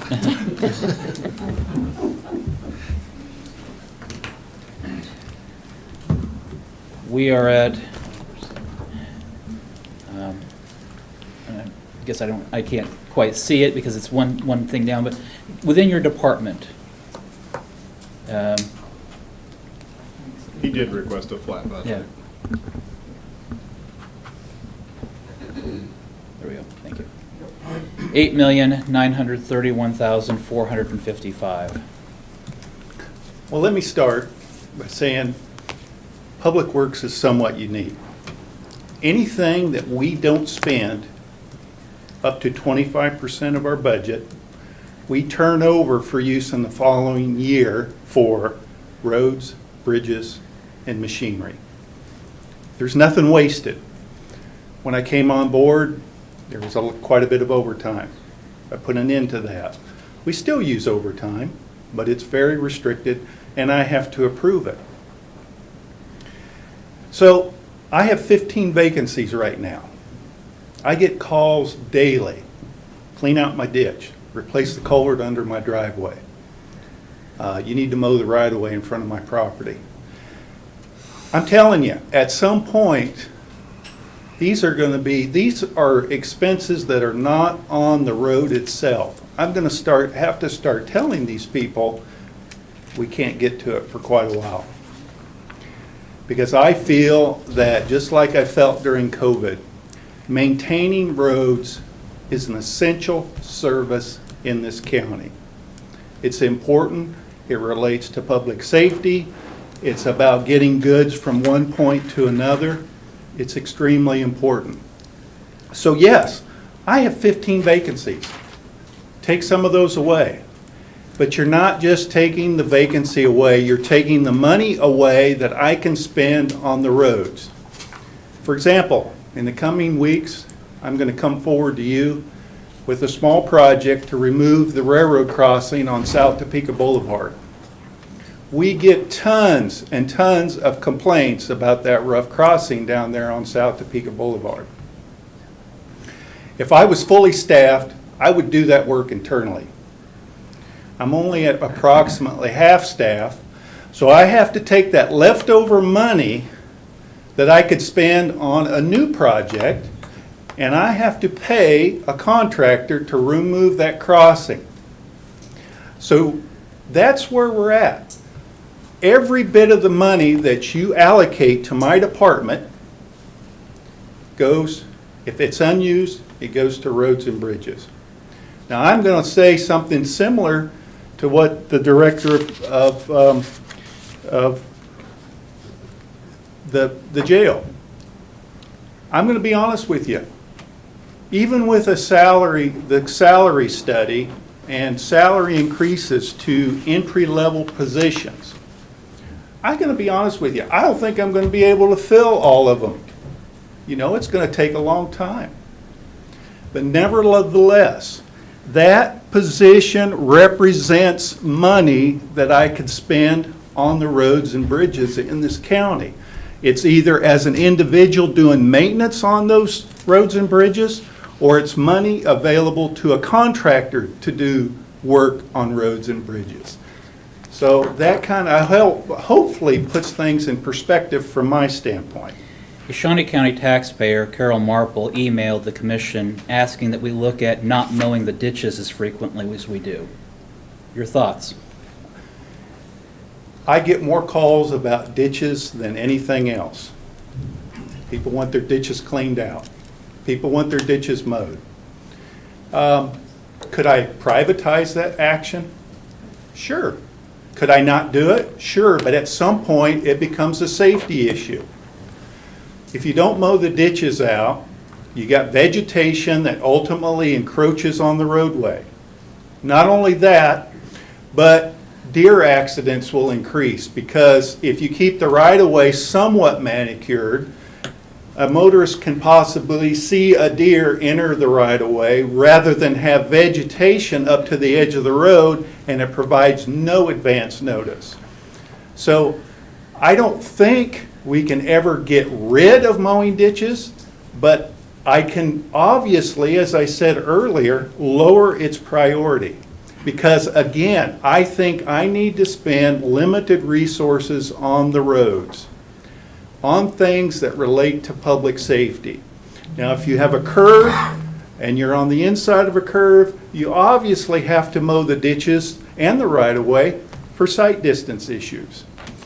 But yeah, be honest with you, ditch mowing is going to carry a lower and lower priority. Will I ever do away with it? I hope not. Kurt, we manage several townships' roads. Does that come at a cost to the taxpayers? Well, I mean, for Shawnee County taxpayers, are we subsidizing other townships? No. Every expense that we expend on Grove and Monmouth Township roads, we get reimbursed by those townships. Now, there are very minor exceptions, very minor, and you'll understand it. We have 45th Street closed right now. We have a signed detour. But nevertheless, a lot of people are using 53rd Street. I have an obligation, since our project has put more traffic on 53rd, I feel the county has some obligation to keep that road at a certain level, because we're the reason it's taking a little bit more wear and tear. But normally, all expenses related to the maintenance of Grove and Monmouth Township roads are reimbursed. Okay. Questions for Kurt? No, I once again just want to point out that, Kurt, his budget request was essentially a flat budget, so. Right. Appreciate that. Yeah, I mean, the major increase that we'd asked for was related to retirement fund, and that was just to make it 100% funded. I think we're going to go forward. I think Audit Finance Department is going to identify an optimum percentage for that. So maybe that would be something I wouldn't have had to ask for. Okay. Yeah. Thank you. Thank you, Kurt. Yeah. Betty, can we talk about the sheriff? I know the sheriff is not here, nor is a representative, but 21 million, they were number 2, was the budgeted amount for this upcoming year. Motion made. And again, the majority of their increase was in personnel costs. Is that? Well, the personnel and costs are all included in the flat budget. Any increase in personnel costs are included in the flat budget calculation. So anything, I'm looking for my sheet here. I know fuel, bullets. Ammunition, Fuel was, ballistic vests, which it might have been on CIP, actually. okay, what I had here was 210,000 for gasoline for the vehicles, and then 100,000 for the retirement fund. But that's only 300,000. The amount he had asked for over the flat budget was almost 800,000. And so I think the others were just pretty much throughout the budget. It wasn't one specific item. It's a new maintenance due to some of the software. Oh, software maintenance. Okay. That's correct. Is that the Oh, was that on the? priority dispatch? Yeah, yeah. The maintenance on that? And I don't remember how much that was, do you? I would guess 50 to 70,000. Yes. So sorry, that's all I have with me here. Commissioner Rippon, thoughts on our budget? I don't know. I know that no one wants to see their taxes go up, but we've dug and looked and reevaluated. Are there any thoughts or changes that you have, or? The only thing I think we might bring up is the reserve, and could you give us a little bit of the history of what's happened with the reserve, like when we had a recession back in 2008, what happened with that reserve at that Sure. point? Because I know it took a major hit, and and that's why you have that. And Okay, this is a chart, I have, well, I don't have the chart with me, but this is just showing, let's see if I can do this in a chart. Let me try to, if you don't mind giving me a minute here, maybe I can do this.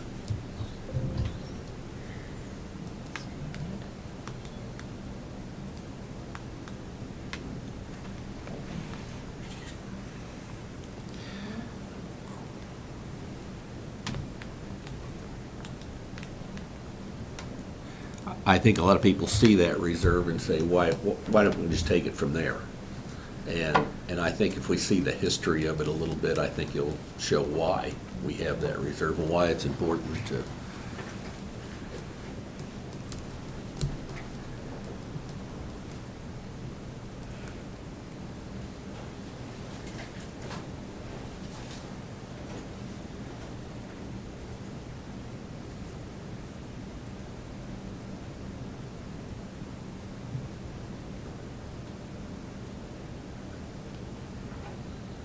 This just shows, and it doesn't show the year very well, but this chart just kind of shows you, and this only goes back to 2010. I had another chart here, and I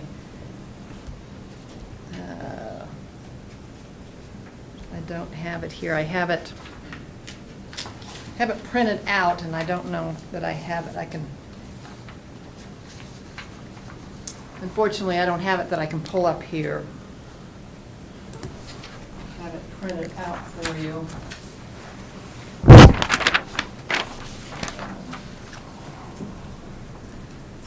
That goes further back than this and really shows the differences here.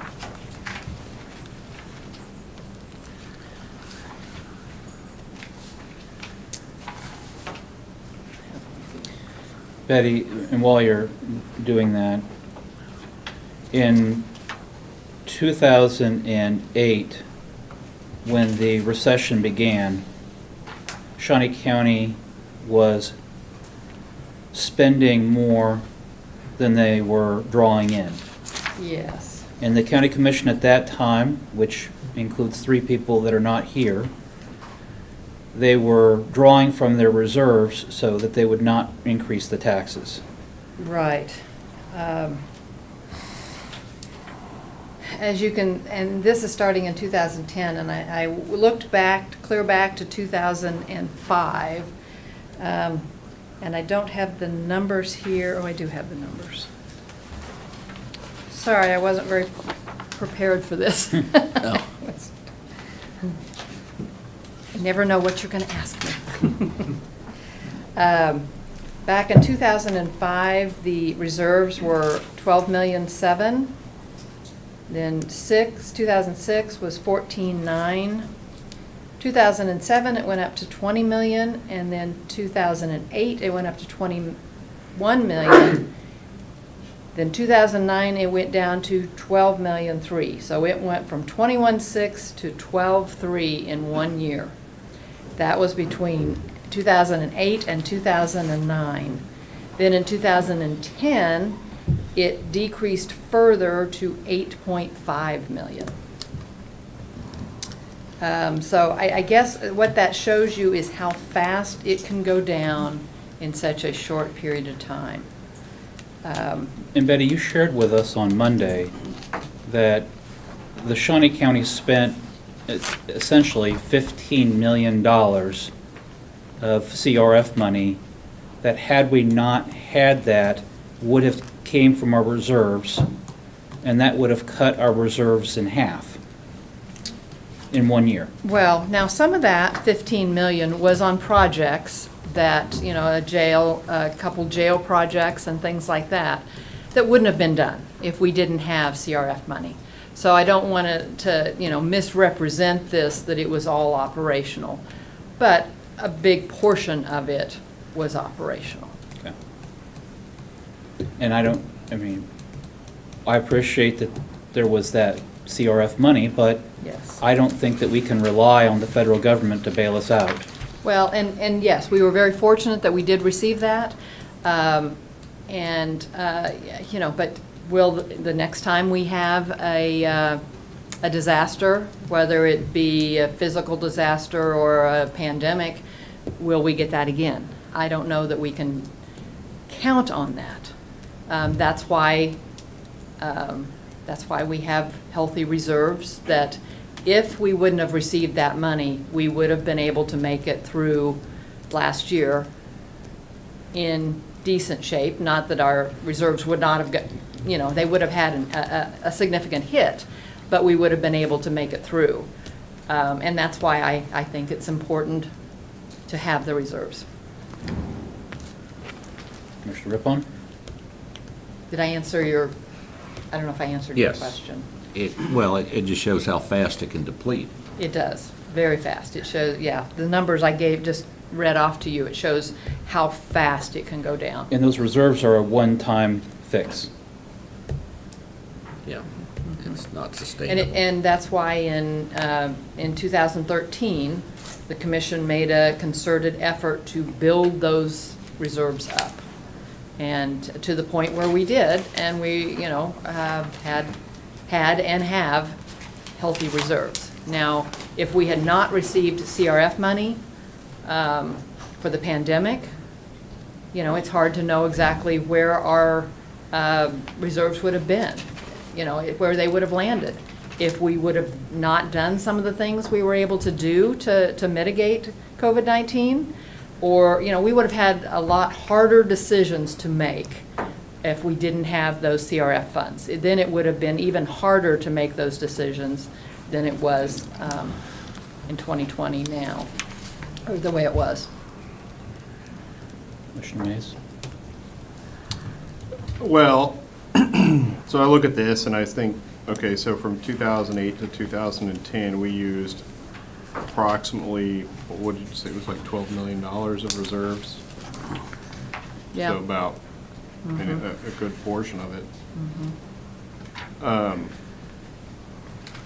I sure hope that we aren't going to be facing any times like that anytime soon. We don't know, though. Of course we don't. But I do think that we could probably maybe take a little bit of it, and then hope that next year things straighten out a little bit. I would like for us to not, and again, we're at our fund level. We are at where we should be if we can maintain it. Again, that federal assistance was one time, and we don't know what the future holds, and that's preparing for our Shawnee County taxpayers. If we were to take money from our reserves, then what do we do next year then? Do we take it out again? Yeah, let me I mean, caution that you, would because be- if you take money from reserves for the budget, and that's why our policy is really set up for one-time things, because if you take it out for the budget, then next year you are starting whatever you took out this year, you're kind of basically starting that much in the hole when you look at next year's budget. So that would just be my caution. Yeah.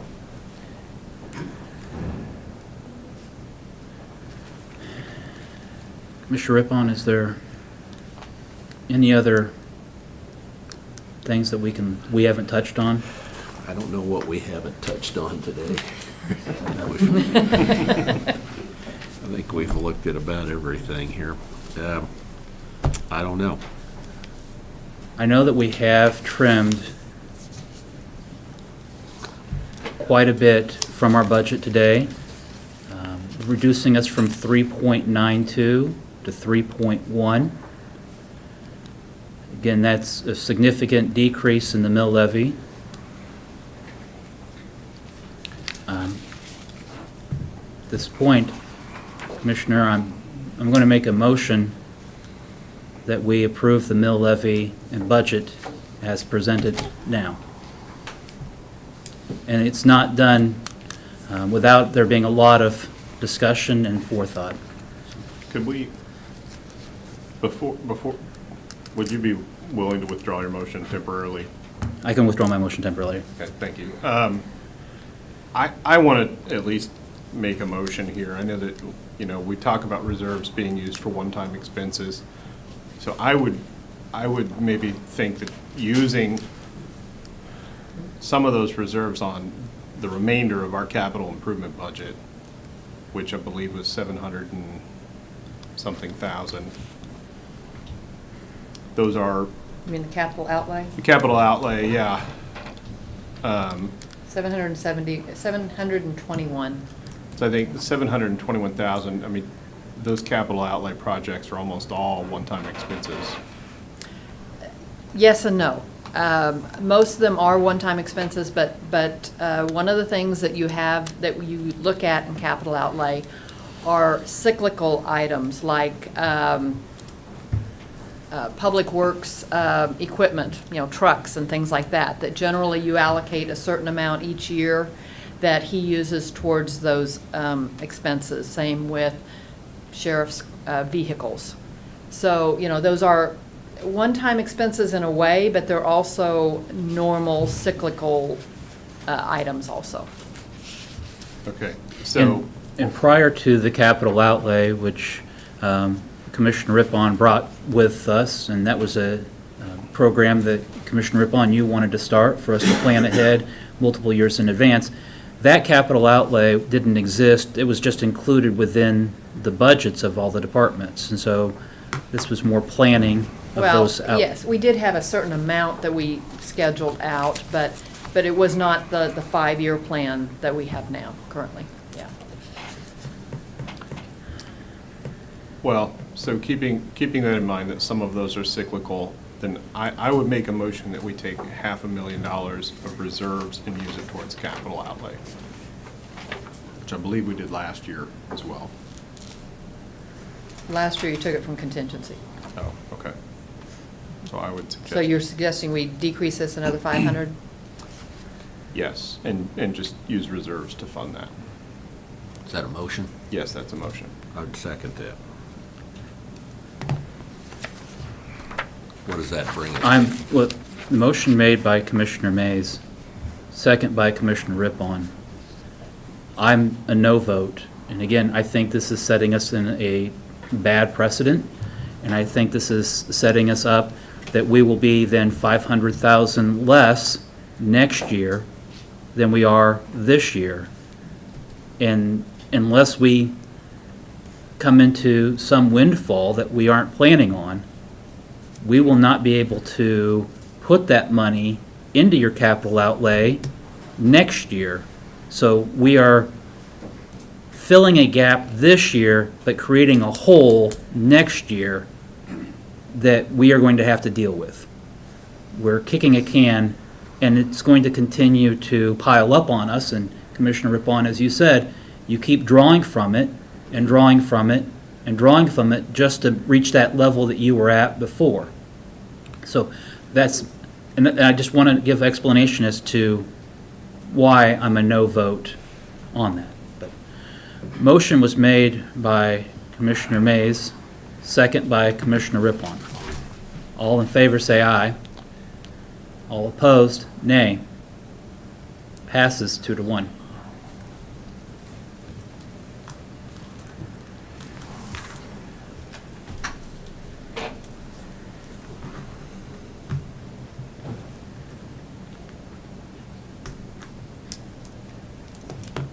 You're now at 2.828.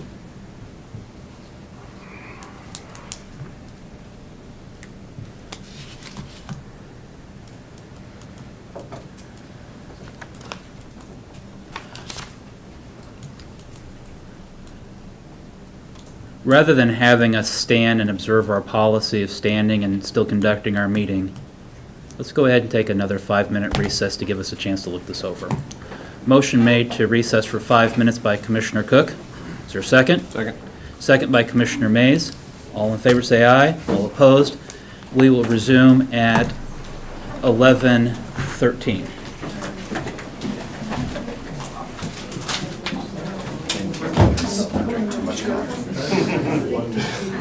Jim, hey, Jim.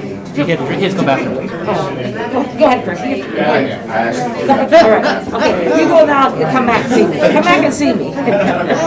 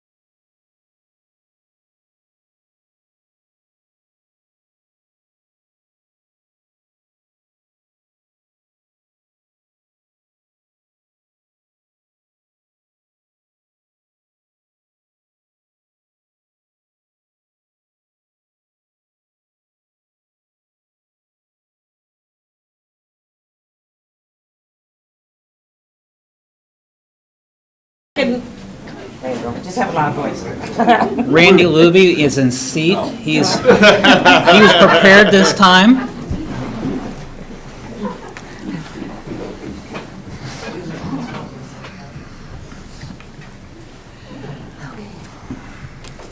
We've had a moment to maybe take a break, take a breath, relook at this budget. We are at a mill levy increase of 2.82, which will be for a homeowner of a $100,000 house. Again, taking into account that there would be no other changes to any other mill levies, the Shawnee County increase will be $32.52 for the year. Well, that's an estimate. That's an because- estimate, roughly. Yeah, but that's estimate, but yes. Commissioner Rippon. What was the estimated amount increase due to houses, or the evaluation of property? Do we have- The appraised value Appraised increase value. for 2022? Yes. The, Is that the, it was, you mean a percentage? I think, Betty, what he's asking is, we've been told, or we've heard anecdotal, that there may be an increase of between 3 to 5% for homeowners' values in Shawnee County over the next year. is that low? 3 to 5%? I mean, I believe that that's what Mr. Baumann Be- testified to under his public hearing. And again- Between 20 and 21, Mhm. it was 2.42% increase. Between 21 and 22, it's 3.77% increase. Is that counting commercial as well as? Yes. You know, Yeah. And commercial Has been property flat. valuation is flat, and commercial property valuation makes up the bulk of that property tax. Okay. Yes. So while we may see an increase in homeowner valuation, that may not be an increase, a huge increase to our revenues, Right. which again, I believe people sometimes confuse, that they think if my home value has gone up substantially and everybody else's home value has gone up substantially, that must mean that you are getting substantial more revenue. But commercial properties make up the bulk of that property tax, not commercial, or not residential. Well, yeah, residential is assessed at 11.5%, commercial is assessed at 33%. So it makes a bigger impact. All right.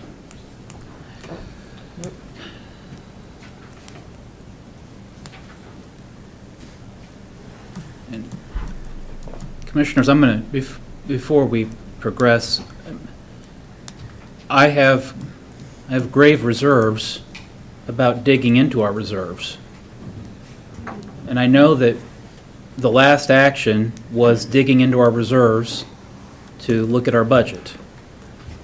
But again, I would ask us to relook whether or not that's a practice we want to get into, or if there's anything else that we can do that would offset that digging into reserves.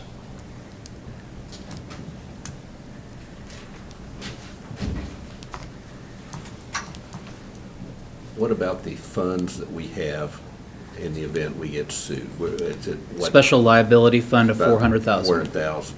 Yeah. Say we're sued for $1 million. Where would those funds come from then? Jim, do you want to talk to that? This is Jim Krause, Shawnee County Counselor. We try to build those and keep those around $500,000. The reason being, under the Kansas Tort Claims Act, that's our general limit of liability, is $500,000. However, you heard Brian Cole, Director of the Shawnee County Department of Corrections, discuss legal liability. When it comes to the jail in particular, we are exposed to civil rights claims under 42 U.S.C. 1983. There is no cap on those claims. My parents live in Gage County, Nebraska. They had a famous case out of the out of the 1980s where several people were convicted of murder. That was later overturned. They sued the county. They ended up getting a judgment of $28 million in that case, that now all of the taxpayers of Gage County, Nebraska are responsible for paying.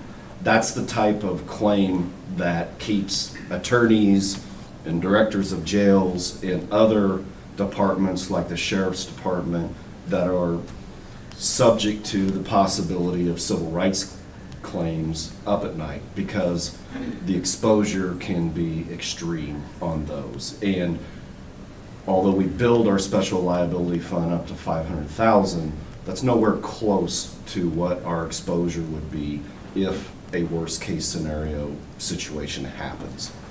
We had a case in Shawnee County from the late 90s. It was a suicide case that resulted in a federal case that ultimately had a $10 million judgment. The taxpayers of Shawnee County were fortunate that due to a technicality in how that case was pursued, the courts ultimately limited our exposure from $10 million down to $250,000. That's a type of thing that was probably not going to happen most of the time. We got lucky on that one. But I only bring it up, not to bring up sore subjects from the past, but to demonstrate what can happen, what happens in real life and in other places, and what has happened here before in the past. Jim, what about employees that are injured? Where do those injuries, those workers' compensation injuries draw from? Is that also from the special liability fund, or is that from other? No, there's a separate fund that We have keep for that. a workers' comp fund for workers' comp issues. If we go over that, say a multiple lawsuits, so where would the money come from? Would that come from the reserves then? It would have to be paid out of general expenses. So ultimately, you would just go over your budgeted expenses, which would come out of reserves.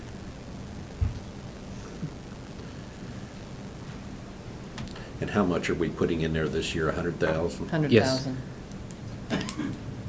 That's also where if we have to go to outside counsel for a specialty or something like that, we pay those expenses out of that fund also. And we have hired outside counsel only in a few cases when we're dealing with very special technical areas of the Right. law. Usually technical areas, we have hired them in the past on wrongful death cases when we know the scope of the litigation is probably going to exceed the resources of the counselor's office, or if there's a particular specialty like patent law or something that's highly technical that you want to make sure you are getting the most up-to-date advice you can when you're deciding what to do. So if we were to not put 100,000 in there this year, we can still fall back on our reserves if we needed to. Yes, you could. Jim, Shawnee County is a plaintiff in a class action lawsuit against the opioid manufacturers. Yes. I know that there have been some settlements in some opioid cases. Is Shawnee County, we have not yet settled as a plaintiff? We have not yet. We're participating. If you follow the news, there have been actions through bankruptcy court for some of the companies. There is a proposed settlement that's being negotiated now on behalf of the state of Kansas and other entities, which we are reviewing. But all of those funds, let's assume that we do receive funds from that. So far, all of the proposed settlements that I have seen come with strings attached. The monies have to be spent on specific types of programs like substance abuse programs principally, but also mental health and others. So assuming we would get funds out of that litigation, it's not going to be something that we could just replace reserves or general expenses with. We're going to have to be targeted in what we spend those on. Do we even have an estimate at this time, or is it too premature to even We determine? do not have an estimate, and there are multiple parties, and some of the cases that you see reported in the media only involve certain parties and not all of them. So we do not have a solid estimate at this time that I could give you. So it may be something that we would look at for the drug and alcohol counseling at the jail in the future, or mental health at the jail in the future, or Vallejo in the future, but not something that we could build into our budget for the 22 year. Based upon everything that I've seen so far, I would say that's generally correct.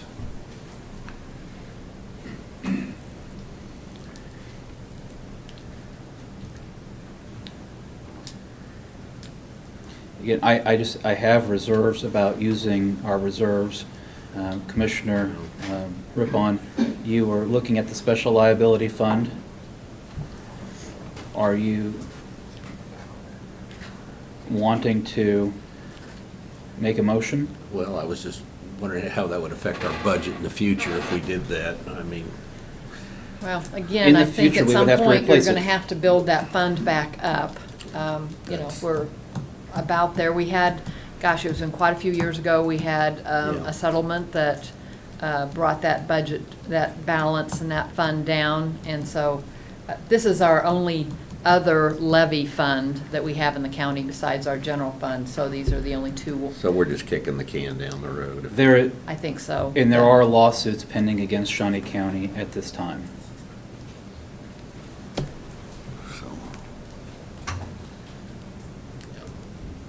And not saying that they would be resolved against us, but there are lawsuits that we are engaged in at this point as a named defendant. So, Which is common. which is common. Yeah.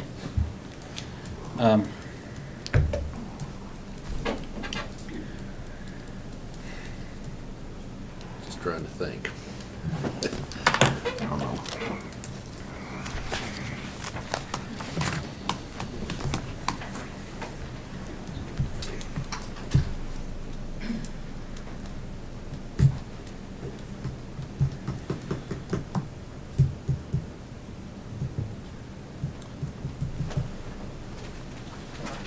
Betty, in speaking of just to the process of this, we had delayed approval of our capital outlay budget. Yes. What happens after, I mean, process-wise, what do we need to do for that? Well, first of all, if you do want to transfer reserves into that fund, that will have to be a resolution, or at least, I don't know if a resolution or a memo, something that you approve at a regular meeting. So once you make a final decision here, if that's something you want, there's money to be transferred, I will bring that to you. That will transfer into there. I think we talked about we would, in October or November, we would have discussions on the CIP again. I think it was November we talked about, so that we would give the Spark Committee time to really evaluate what they wanted to do, what projects on the CIP. So we would, just like we had discussions before as part of the Board of County Commission meeting, we will do that again, and you will pick those items that you want to fund for that, for the 2022 year. We will look out 5 years, and that is more of a planning tool, the other 4 years, but you generally determine the amounts. For 2022, we also usually set aside $100,000 for small items, and then that will come back to you with the departments that are asking for items that are under $50,000, and you'll allocate that. Thank you.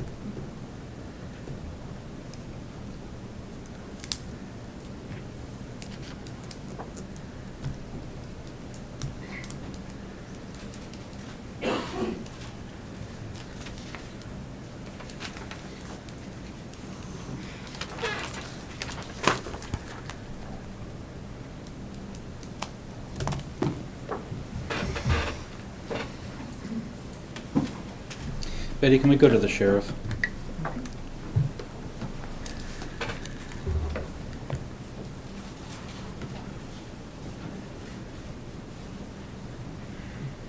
We have an increase of 403,598. Yes. I make a motion to reduce that increase to $250,000.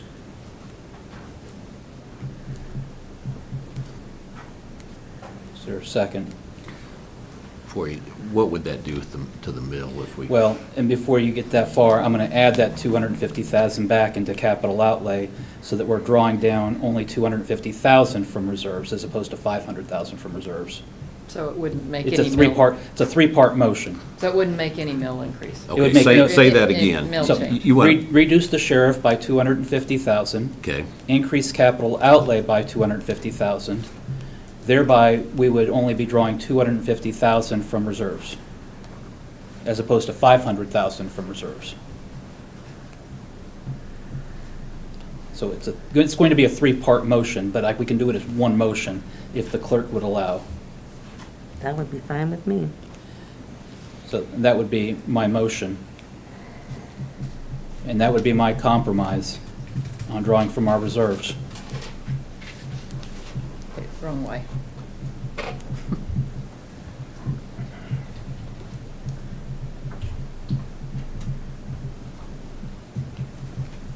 So that would be giving him $153,598 over the flat budget.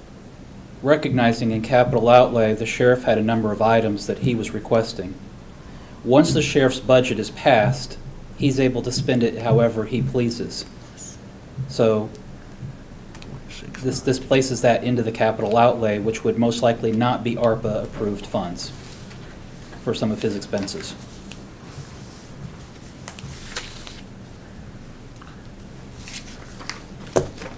But that is a motion to adjust the sheriff's budget, increase the capital outlay budget, so that we are only drawing $250,000 from our reserves. Is there a second?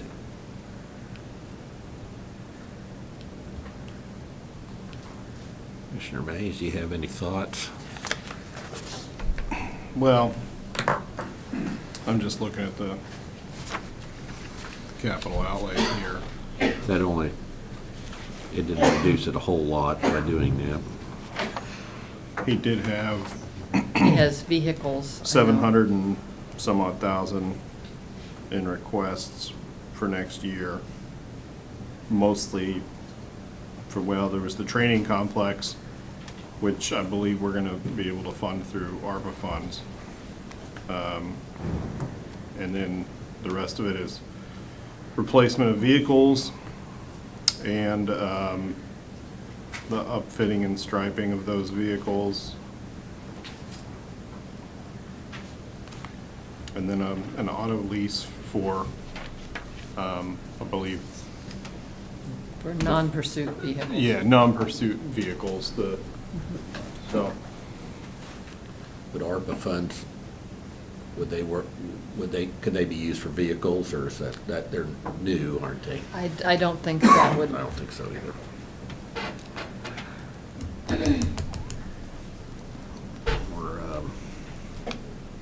And again, commissioners, this would be my compromise so that we can finalize our budget.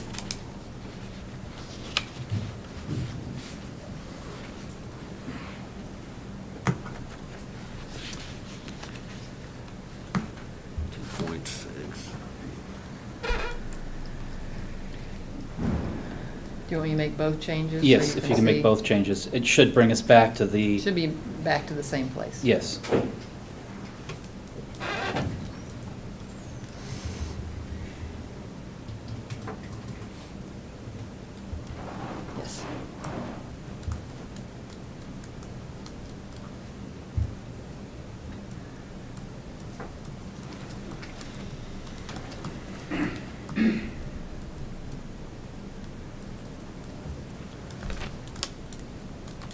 We've shaved nearly $1 million, or $1 mil off, a little over $1 mil has been shaved off from where we started this morning.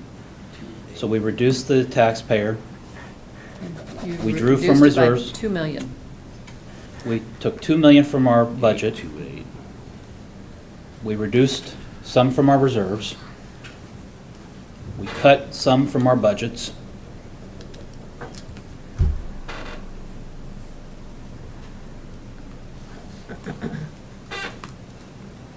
And there's a motion on the table looking for a second. Taking our time.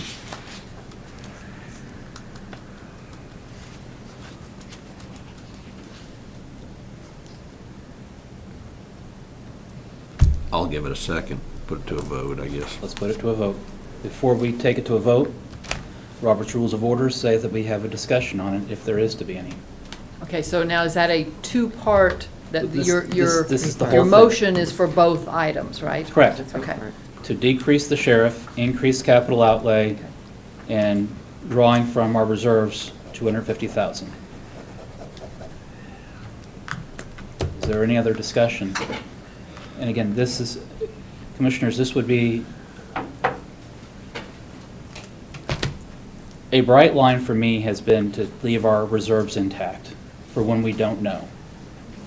I'm compromising some on my principles so that we can reach a resolution.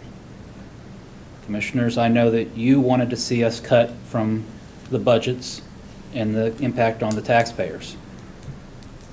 So this would, again, be a compromise of some of your principles. Yeah. I hate raising tax in any fashion, but but we're in some difficult times here. There's no doubt about it.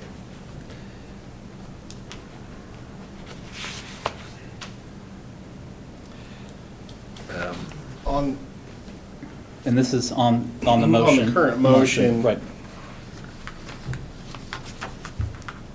I mean, I was fine with where it was before.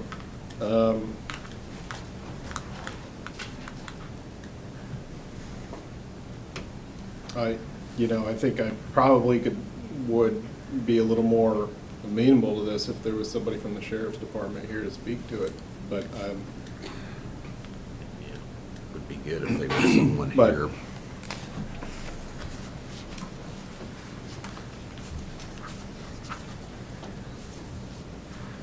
Yeah, you hate to chisel from someone's department without them.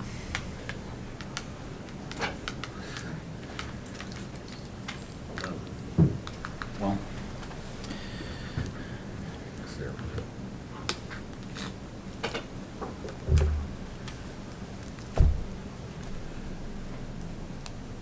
I'm just, the money is still within the budget, but it's been shifted to the capital outlay.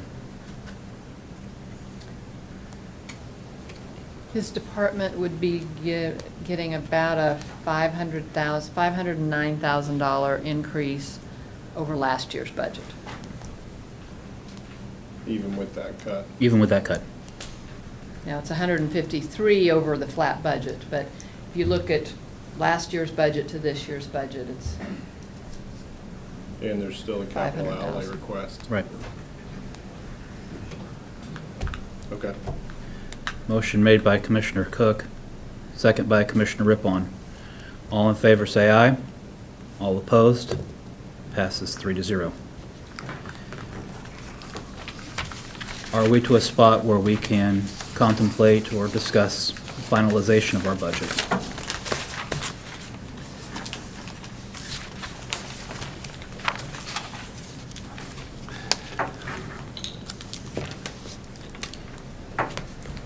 There's a creed in law, and judges repeat it often, that the only time the judges know that they are doing the right thing is when everybody leaves unhappy.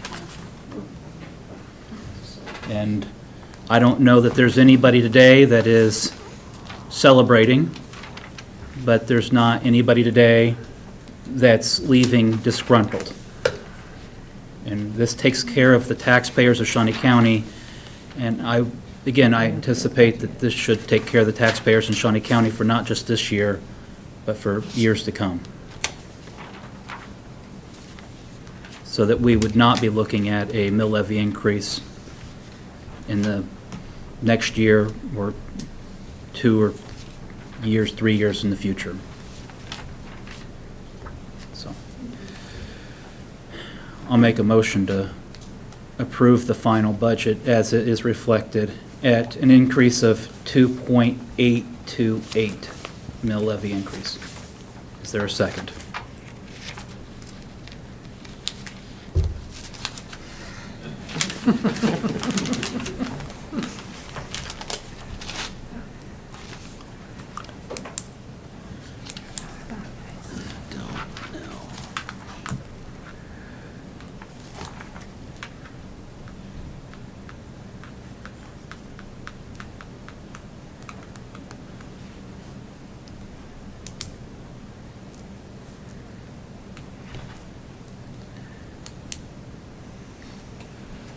Motion dies then for lack of a second. And we have no budget. Let us continue to discuss then.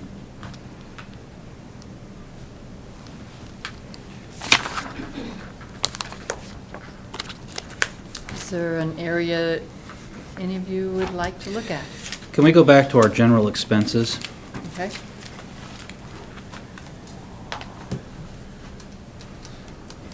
We have an increase of 118,100.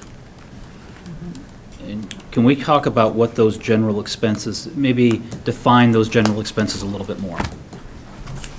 That includes utilities for the county buildings that are like the court, that house multiple departments, like the courthouse, the North Annex, you know, those types of buildings.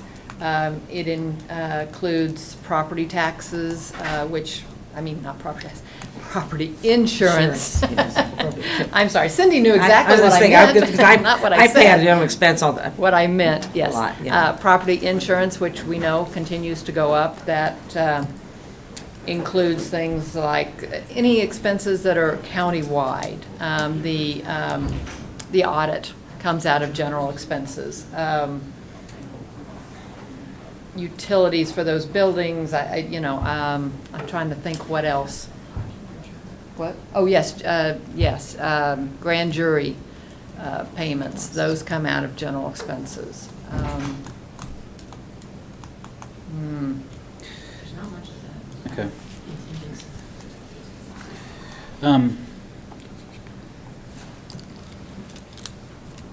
Betty, can we talk about our enterprise fund, solid waste? Mm-hmm.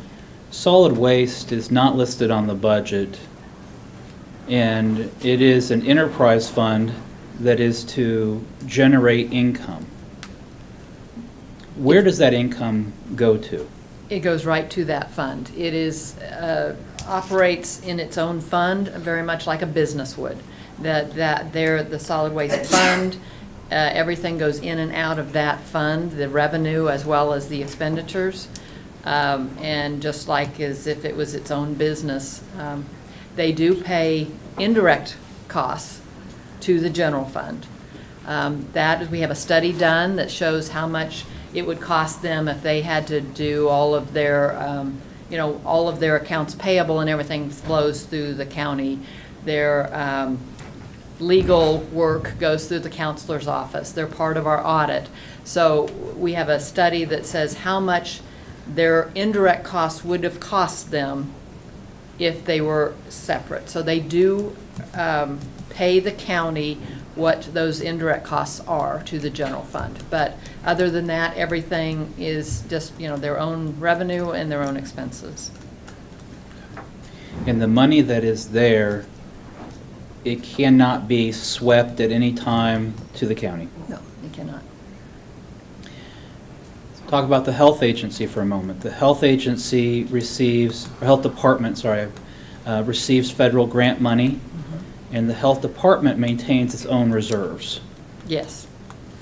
Yes, that was something that was required when we had the federally qualified health clinic It was required that they have their own reserves, and it has just remained in that way because they do have a lot of different grants they work with, and then all of their grants flow through that same fund. They do receive some revenue from patients also that have insurance or any patient pay they receive goes into their fund. Is there any way that that money can then be reallocated to the county? Any money that's in their reserves? That I don't know. Okay. That I would have to research that. I don't know the answer to that.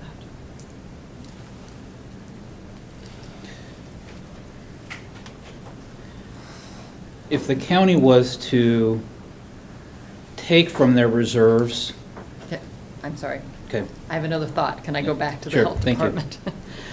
One of the things that has really helped through the pandemic was that the health department had those reserves. So when they had to hire extra help for contact tracing and things like that, when they had to hire intermittents for those things, they had the reserves to use for that.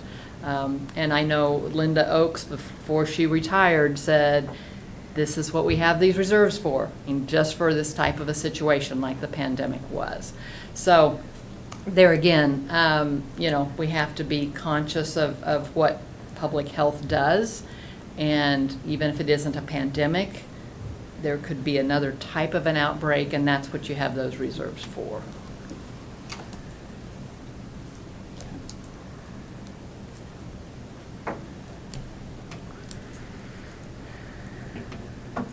does Public Works have any reserves? Public Works has balances in their Public Works funds. Now, generally, most all of that is already allocated to specific projects, right?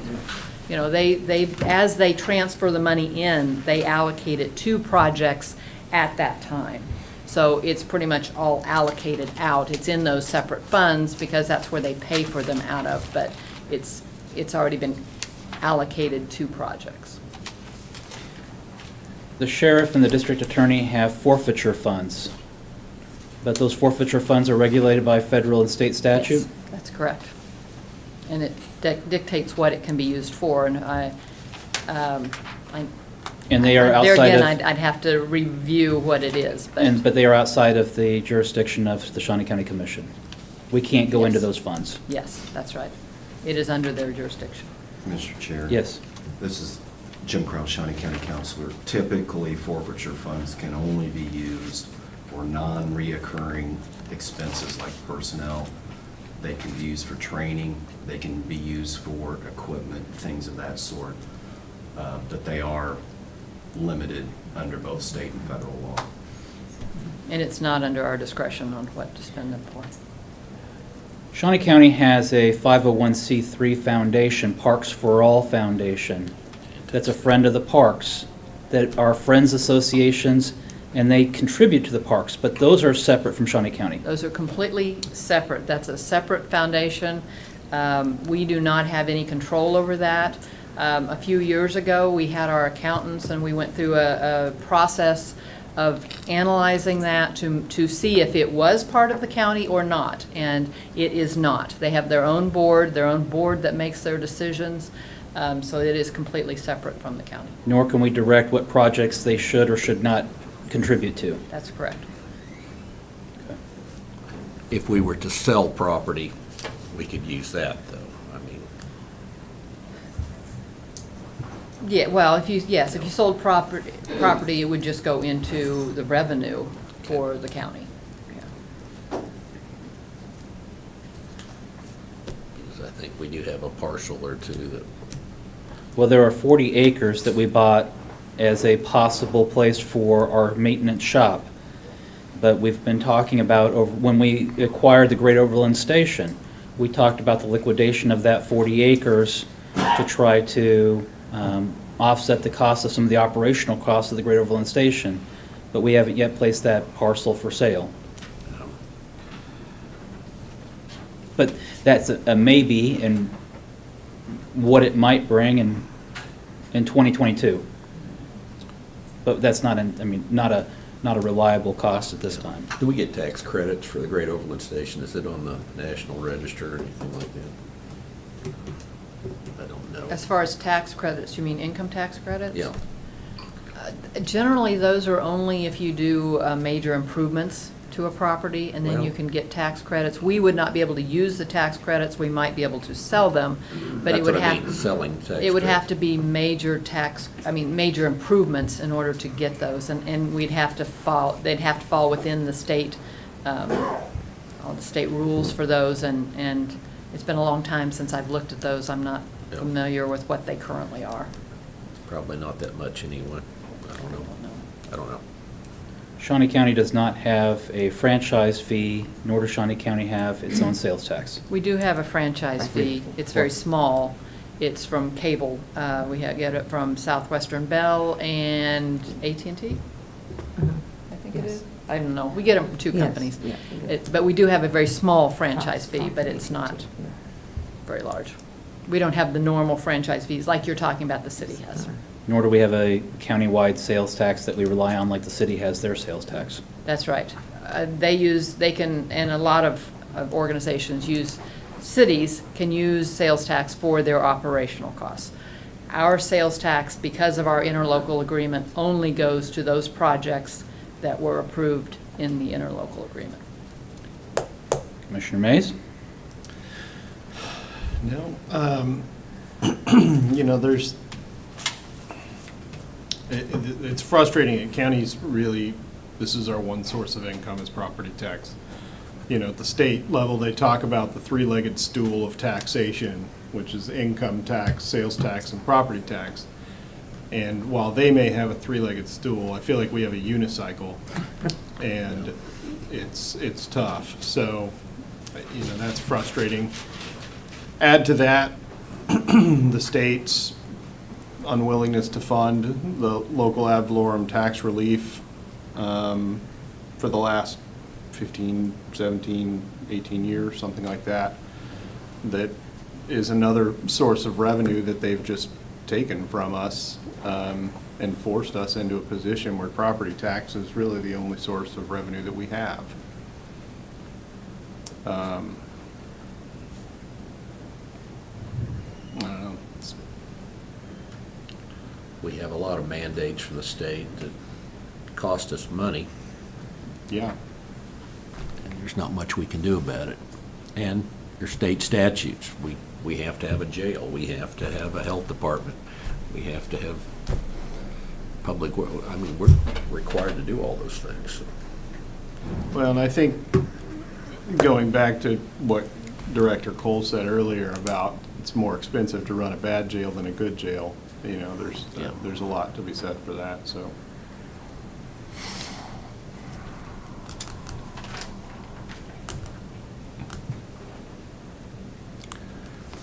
Have we left any rock unturned today?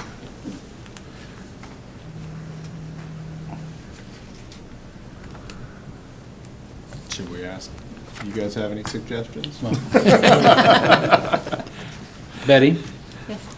The district attorney is going to be most likely able to use some of the ARPA money for staff, and he indicated that he understood that when that money was out, he would either have to eliminate that staff or he would have to convince the county commission to add it to his budget in the future. Yes, and the reason it is eligible for ARPA funds is it is for the judicial backlog. And then when that backlog ends, then that source would end, even if it's before the 4 years. If that backlog ends, then those positions would end with that funding source, and that's why it would be eligible for that. And he did agree to that. Are we able to use any ARPA funds for our salary compensation of the $2.5 million?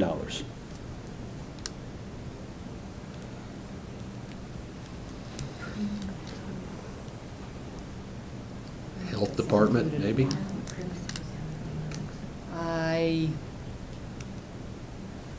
It would be taking, again, that's only a 4-year limit, See, and and it's the ARPA taking from funds other are- projects. are very different than the CRF funds were. The CRF funds, you could, pay for the payroll of like the whole health department or something like that. The ARPA funds are very different. It's only time spent directly on mitigation of COVID-19. And a lot of what the health department, their employees, they already have that allocated to other grants. So that's not something, that would be eligible for that, because it's already allocated to come from other grants that allow that. So I don't know that there is anything there that could be applied. Okay.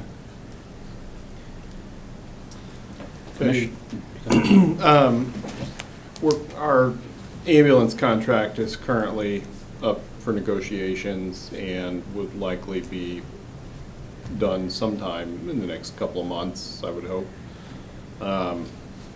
If they are proposing some changes to it, if that increases substantially, where do we get that money from? That generally would come from the contingency. But then built into the 2022 or 2023 budget. And then, yes, then once we have a new contract, then the contracted amount would be Part of the 2023 budget. 2023 budget, yes. Yeah, but when we don't have a contract yet, we use the current amount, and then anything additional comes out of contingency. We had to do that with the coroner's budget a few years ago. Commissioners, I know that no one likes this, but we have met with every department head, reviewed their budgets, held public hearing, asked them questions that are recorded for the public to review, and the public was able to attend, had a public hearing, discussed it multiple meetings. I don't know where we have left to adjust. And I don't know that we're coming back tomorrow is going to give us any more daylight than we have today.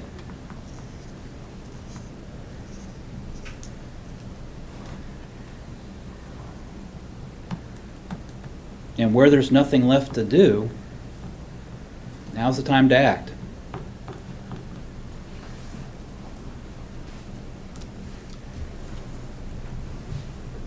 Unless one of the two of you have a better idea. So, Betty, refresh my memory here. From reserves, we're using the excess reserves of the 278,000 approximately, Yes, and then another 250,000. that we would transfer, from reserves, we'd transfer to the capital outlay. That would have to be a separate process to do that, but that's what you're saying your intent is. Okay, this is a little over $500,000 from reserves. Yeah.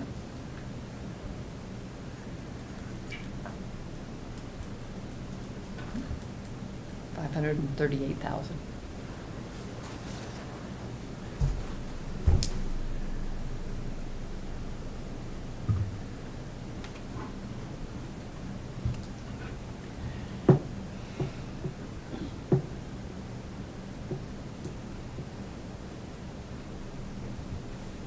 I can see by the scowl of Miss Marple's face that she's got opinion, so if you want to... I do. I was going to ask when we're All going right. to take public comment. Why don't we go ahead and have our public comment now? Any person that wishes to comment on the budget.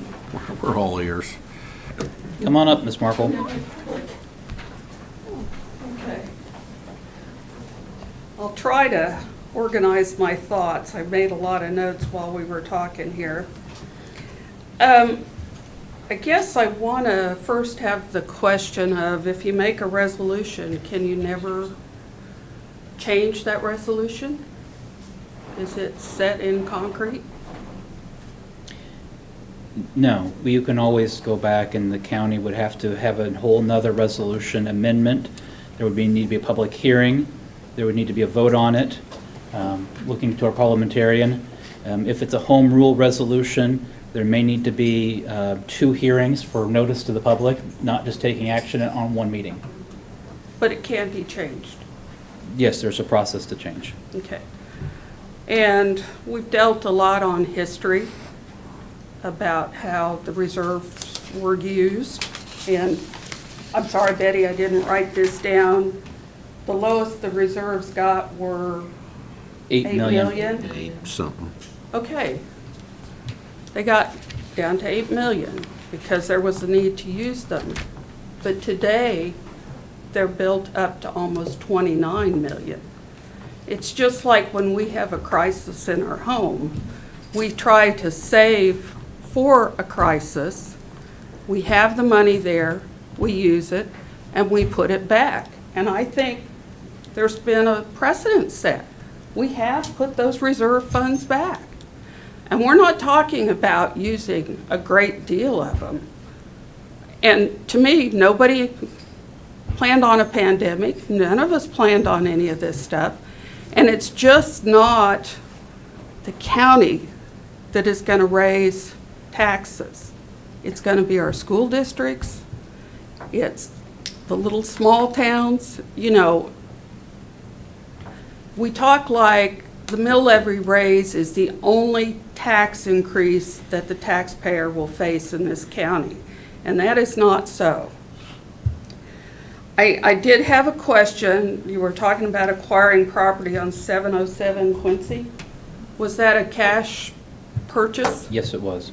And how much was that? $750,000. We are cash strapped here. Would that not have been, or could it still be, bonded, or I don't know all the technical terms, and you're right, words need to be correct.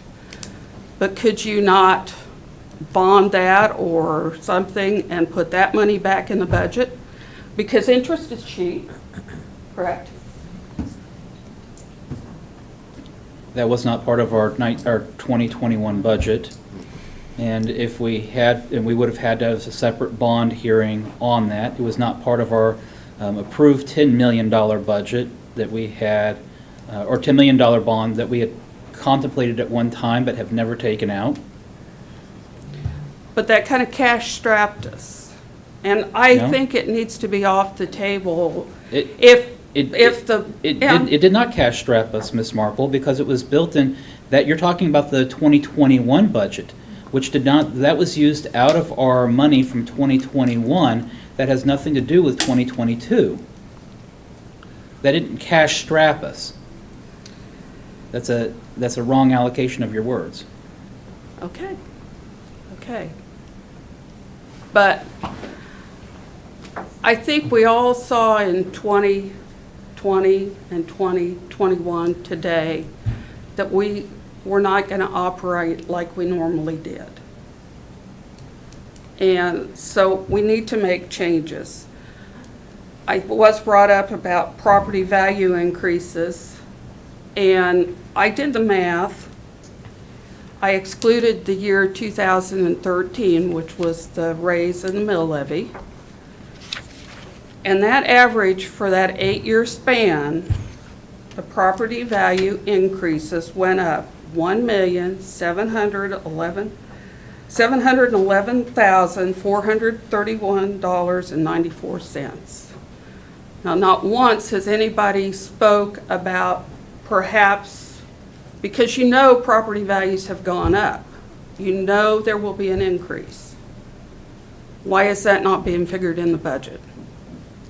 That is, the increase in appraised value is calculated into the budget when we are looking at the revenue, and that is listed on the spreadsheet, estimated revenue. And if you look at the amount, it is listed specifically. Betty, do you want to show Ms. Marple where that's already listed? It's calculated into this levied amount, the 93 million. That's calculated into this levied amount. This is the amount that will have to be levied Then you divide that by the assessed value to come up with the mill levy. So that's already taking into account, Ms. Marple, a anticipated increase of appraised values. And how much is that?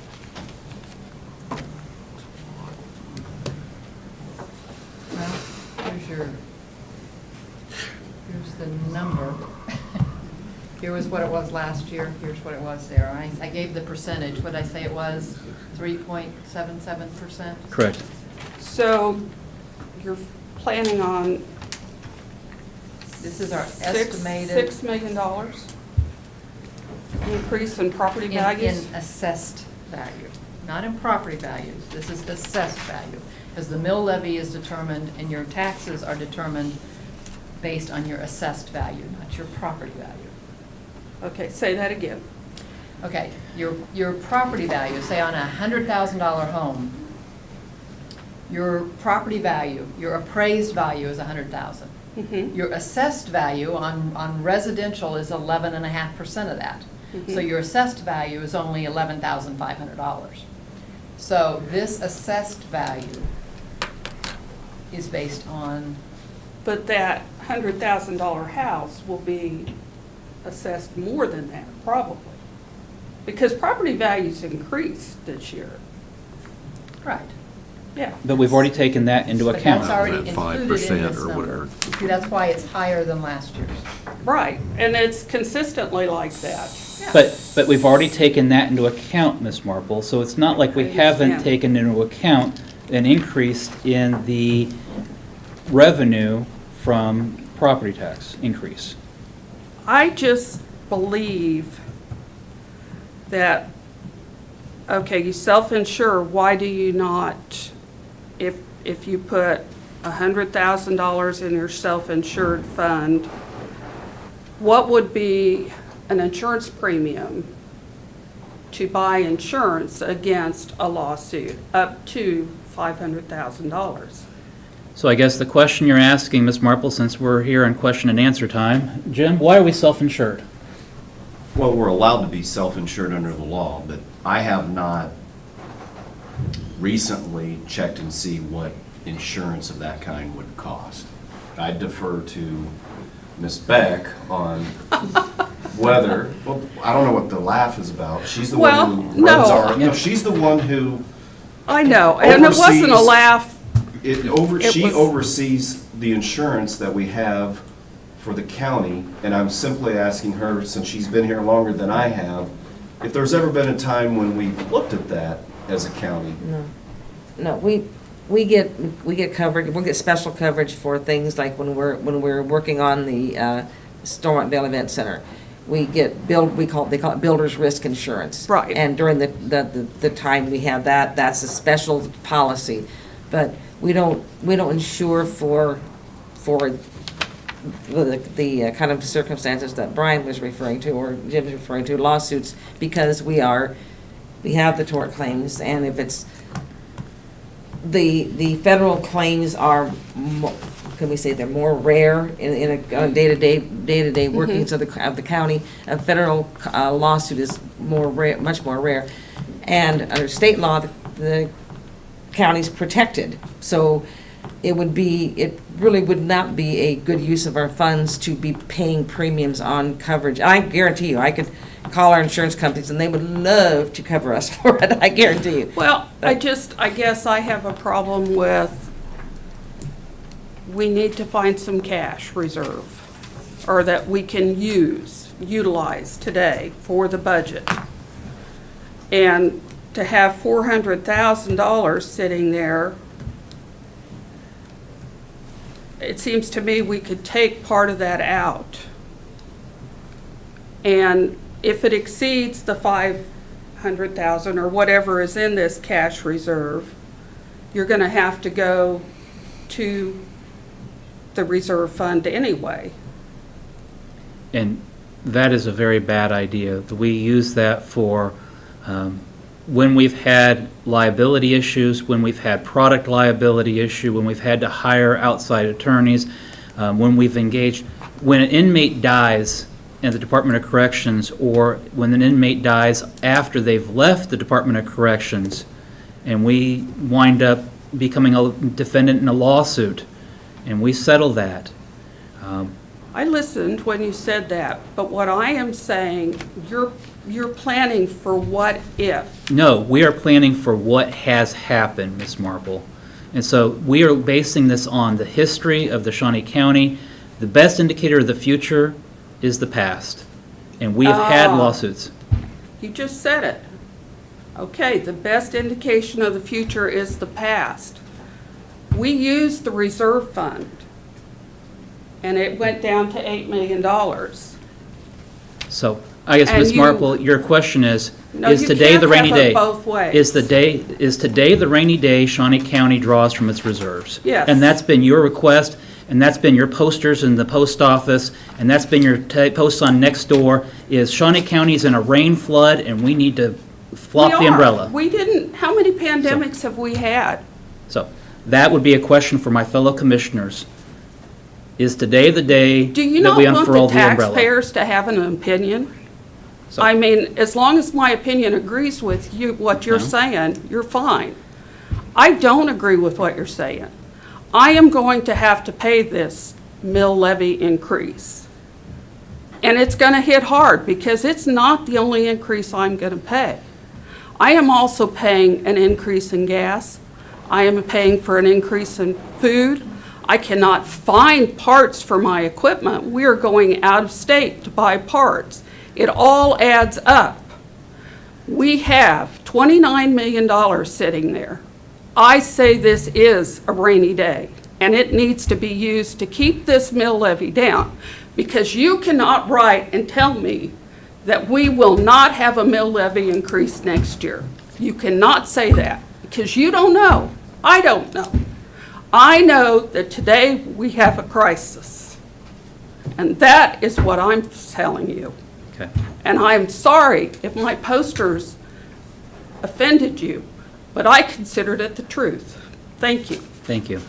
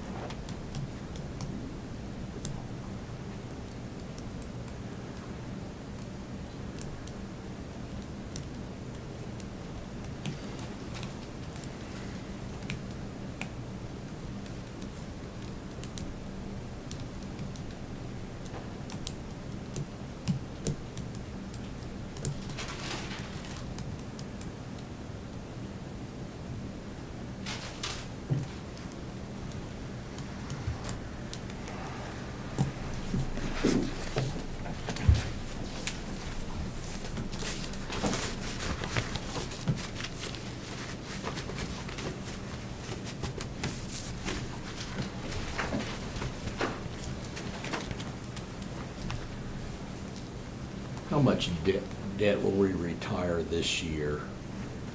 Oh, wow, I don't have that. Oh, okay. I'm sorry, I don't have that with me. I might have it.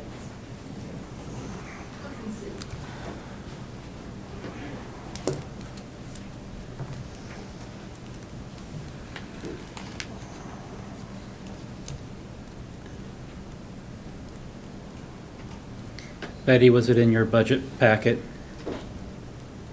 It should be, yes.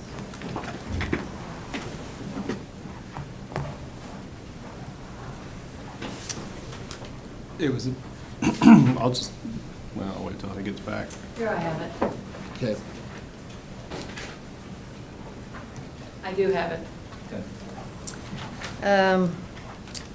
For 2023's budget, it will go down almost $1 million, $999,854.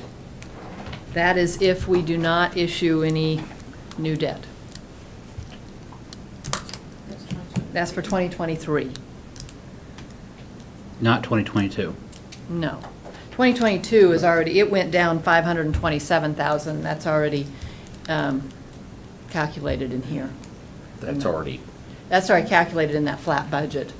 Yeah, see, if you look at the COP debt service, last year it was $3,794,000. This year it's $3,257,000. So it went down $527,000 this year. Next year, it will go down a lot more. another, $1,999,000. But that's for 2023. And that's if we don't issue any other debt.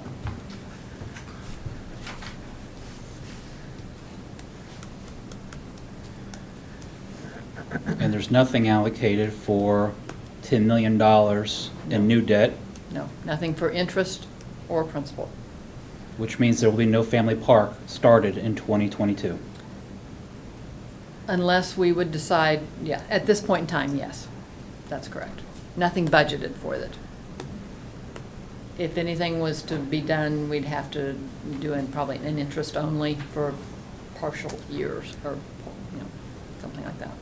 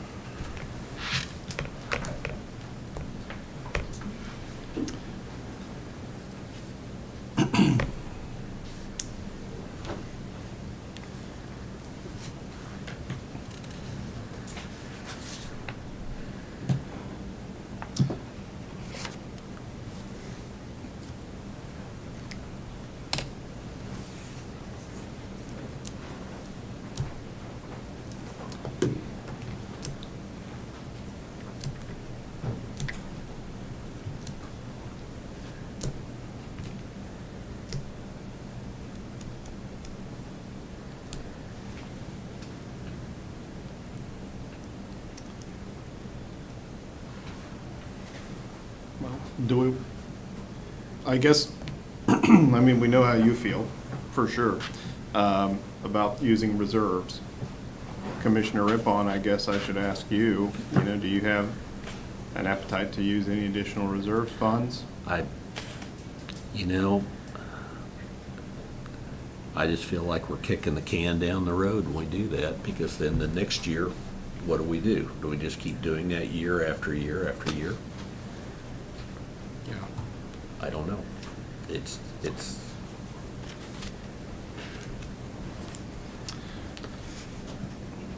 you hate to dip into those reserves too much just in case you need them, and none of us know what the future holds. Yeah.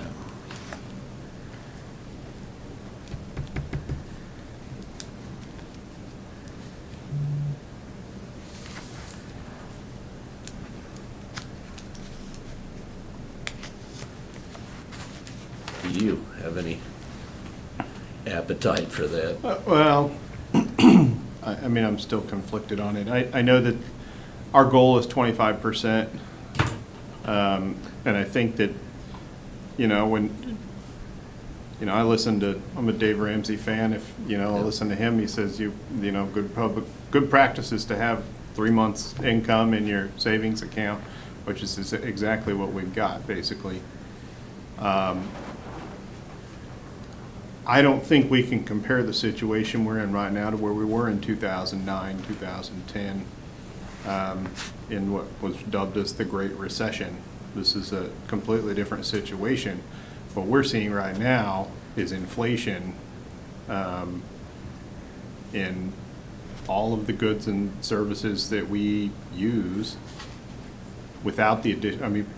Yes, our revenue did go up with property tax valuations, but we're not seeing it's not keeping up is the problem with wages, with utility expenses, with fuel costs, with, any number of things, construction supplies, which I guess have come back down some, but, and yeah, we could start bonding more projects, but I personally am not a big fan of debt. I think if we can pay cash for things, that's what we should probably be doing, rather than, saddling interest expense on top of the expense. Although the bond money is cheap, and I don't know if we'll see these kind of rates again in the future, but we don't have to use it right now either. We can. But we also, even if we don't use it now, the interest income we're receiving is next to nothing. Yeah. So it's even lower than the interest we would pay. Yeah, that makes sense. And just since you were talking about inflation, Commissioner Mays, just let me, and it's been a long time since the beginning of this process that I mentioned this. When I calculate the flat budget, I am not calculating any increase for any inflation or anything for MSA 2 or 3, which is our services and our supplies and all of that. The only thing I'm showing increases for are just the personnel costs. So these flat budgets do not include any allocation or any adjustment for inflation. So the 2022 flat budget does not include any inflation.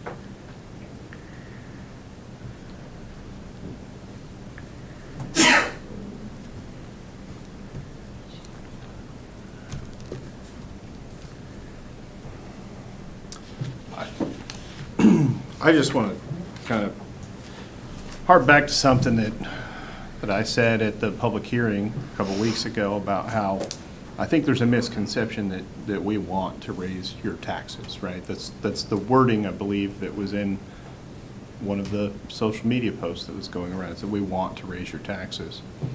And I hope that people, anyone who's watching today, realize just how difficult this is for us. I don't want to raise taxes. I know you guys don't. We all are property owners in Shawnee County. At least I assume you guys own your own homes. You know, this is a tax increase on ourselves as well as everyone else, and so it's, I don't know, it's difficult. It's difficult to do, so.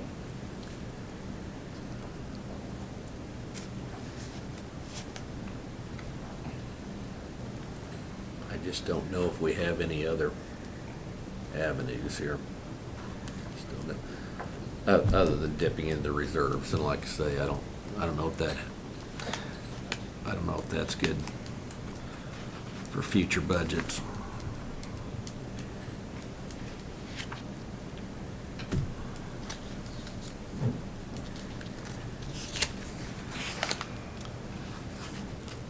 Yeah, I think when we look at our services that we provide to our citizens, and we know that we're statutorily required for most of them,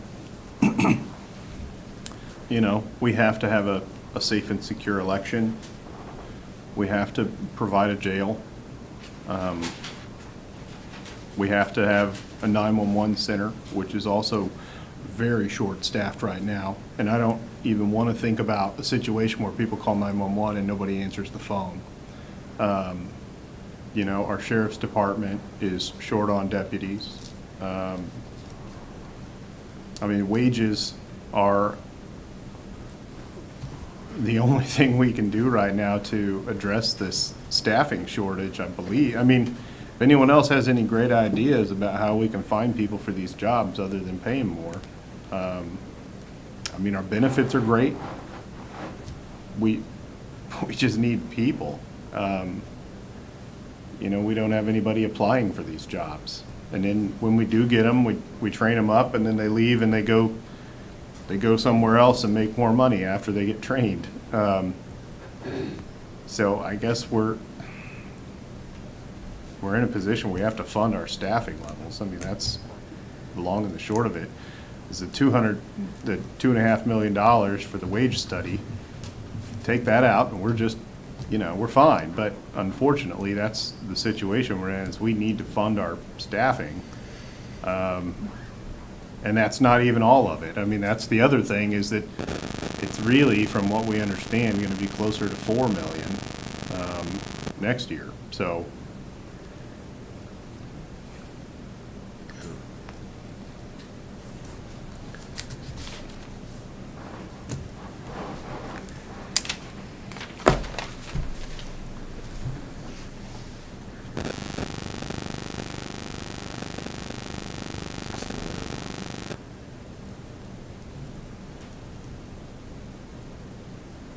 think we're missing something here, but I don't know what it is.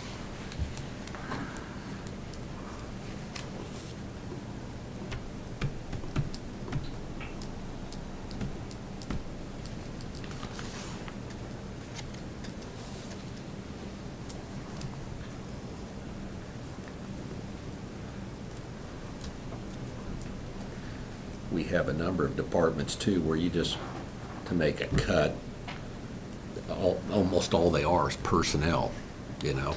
Like the audit, our finance department, treasurer's department, they aren't buying things, they don't have big projects, there's nothing like that to cut. You're cutting people where we're already short of people, so you can't do that. So it's not an option. Well, a lot of times, the only way to cut people is to invest in software to replace them, which ends up costing more than the people in the first place. So we see that at the state level all the time.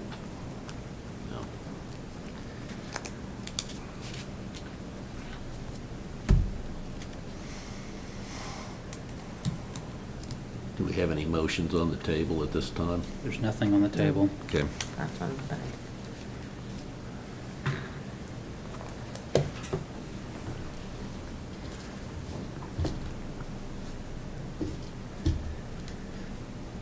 Do you wish to make a motion? I don't wish to make a motion. I don't wish to either. Do you want to eat lunch?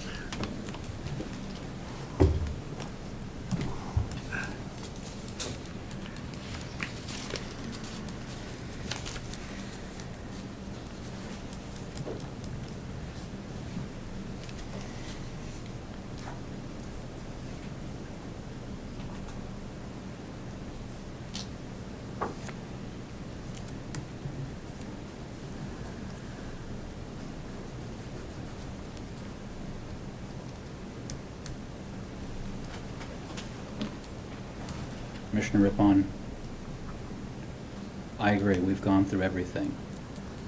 We've spent 3 hours reviewing every department, every fund, every opportunity. And I don't know what we have left.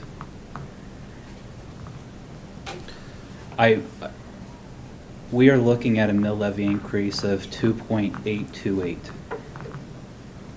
This is the first mill levy increase since 2013.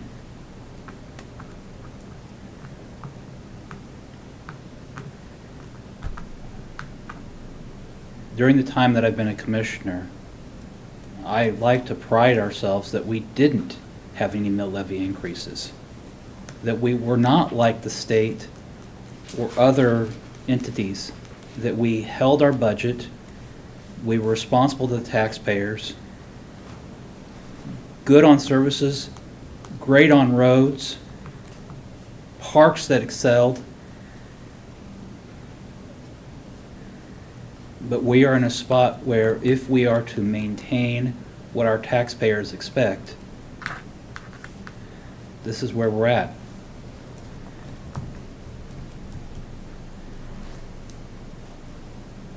So, I've made a motion, but it died.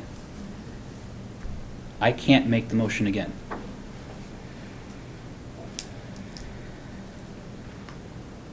One of the two of you can make a motion.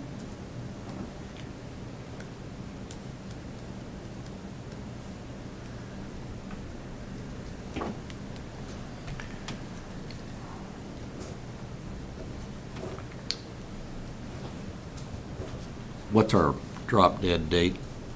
20th, 20th? September 20th.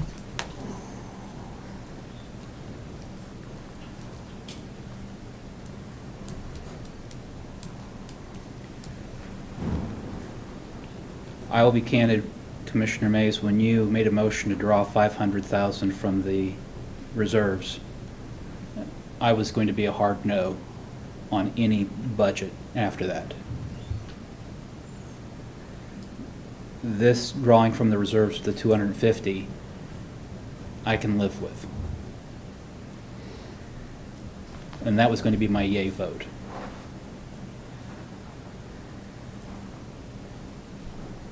I should say A, not, yes, not yay. There's no yay.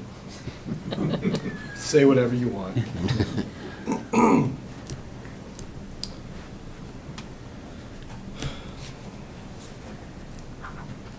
I think you said we've talked about it for 3 hours. We've talked about it 3 hours today. Right. We've been talking about this budget for a month. We had how many hours of departmental hearings? I mean, it's been, we've cut a good number from where it was initially. I mean, we're more than $4 million less than what was proposed.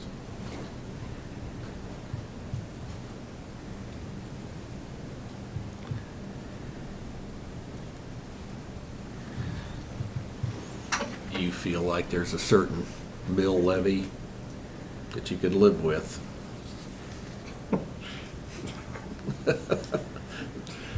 Is there a number? No, there is not a specific number. Me either.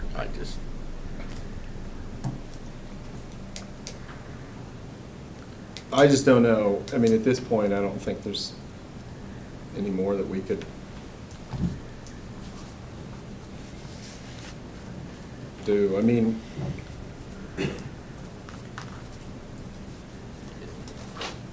and still, provide the services that we're required to provide, and then what our citizens expect us to provide as well.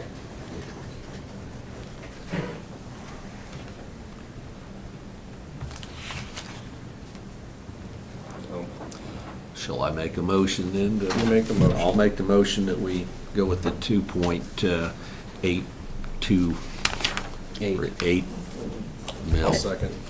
Can I ask that you I do would the really budget prefer mail? you not put, make a mill? motion. Yes. Because you don't, the mill levy can go up by hundredths of a point Just when I actually said it. Approve the budget as presented. I would just, then. that would be, Okay, there you I'd really go. rather have it be that way, because it'd make my life a lot Either easier. as presented or the As presented. 118. I'll second. Okay. With amendments? Should they say with amendments? Okay. Motion made to approve the proposed budget with amendments made by Commissioner Rippon. Second by Commissioner Mays. Any further discussion? Hearing none. All in favor say aye. All opposed? Passes 3-0. Our next item. Item 5, Administrative Communications. This is an opportunity for any department head or member of the public to address the commission. Seeing Bill Sutton rush to the... Hobble to the, hobble. Oh, never mind. Good afternoon, Commissioners. Bill Sutton, Shawnee County Solid Waste. This being the first Saturday of the month, I just want to remind everybody that Household Hazardous Waste is open this Saturday for their special collection event from 9 until noon. Address is 131 Northeast 46th Street. Everything is free with the exception of CRT TVs and monitors. And for more information, call 286-4381. And also, Monday being a holiday, we are closed. We will not be collecting any of our customers. So Monday customers will be Tuesday, and Tuesday customers will be collected Wednesday with the Wednesday customers. That'll be our double day. Thank you. Thank you.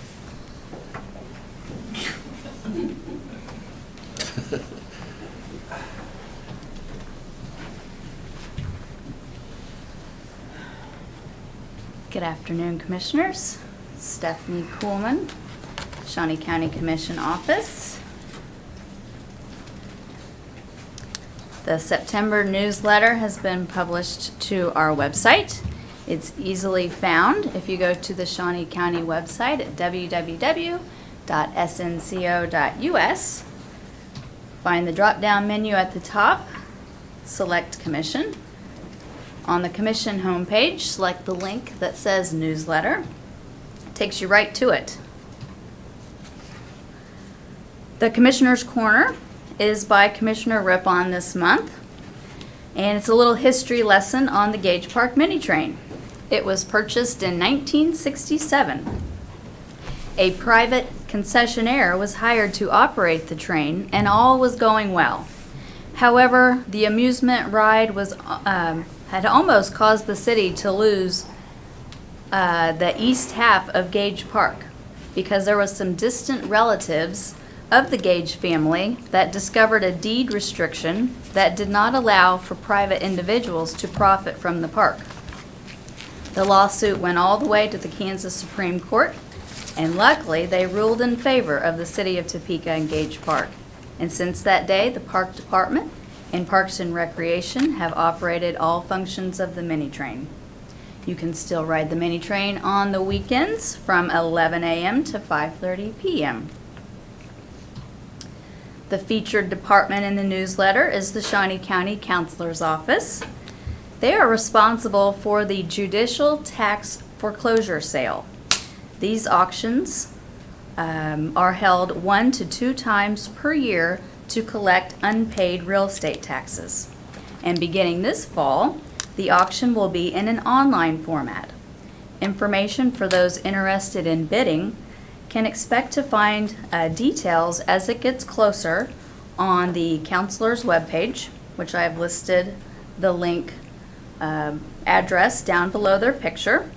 Can also be found in the county newspaper, the official county newspaper, which is the Metro, and announced in upcoming Board of County Commission meetings. The goal is to have the auction possibly this October. In other news, congratulations Jim Corral, the Shawnee County Councilor, for celebrating 20 years with the county this month. Very good. Some September upcoming events. This Monday, September 6th, is Labor Day, so all Shawnee County offices will be closed, and there will be no commission meeting that day.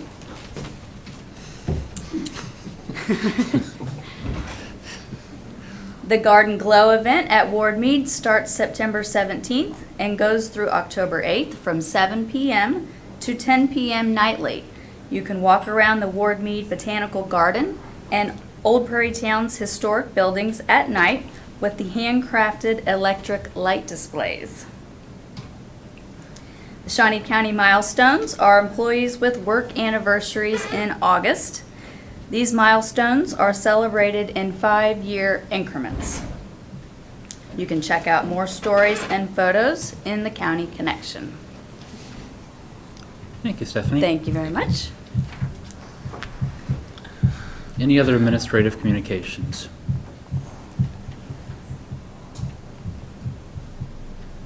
Commissioner Rippon?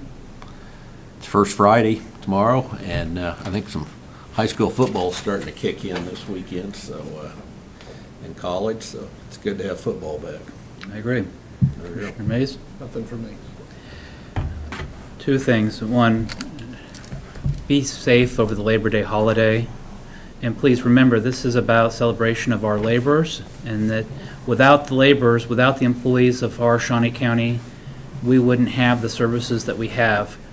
But I'd also like to take those time to recognize those that are going to be working, even though it's a holiday.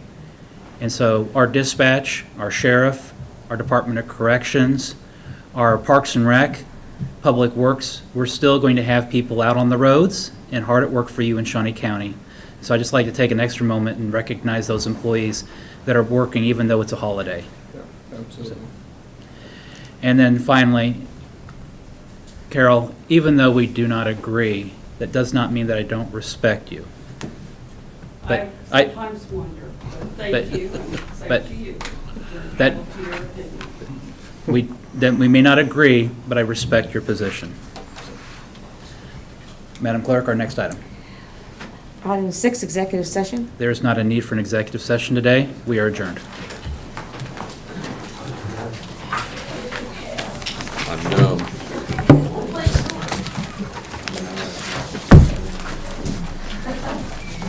I think they are all just going to share. Yeah, let me sign whatever they've got for me. But if you want to go ahead and set up in my office, you can, or where.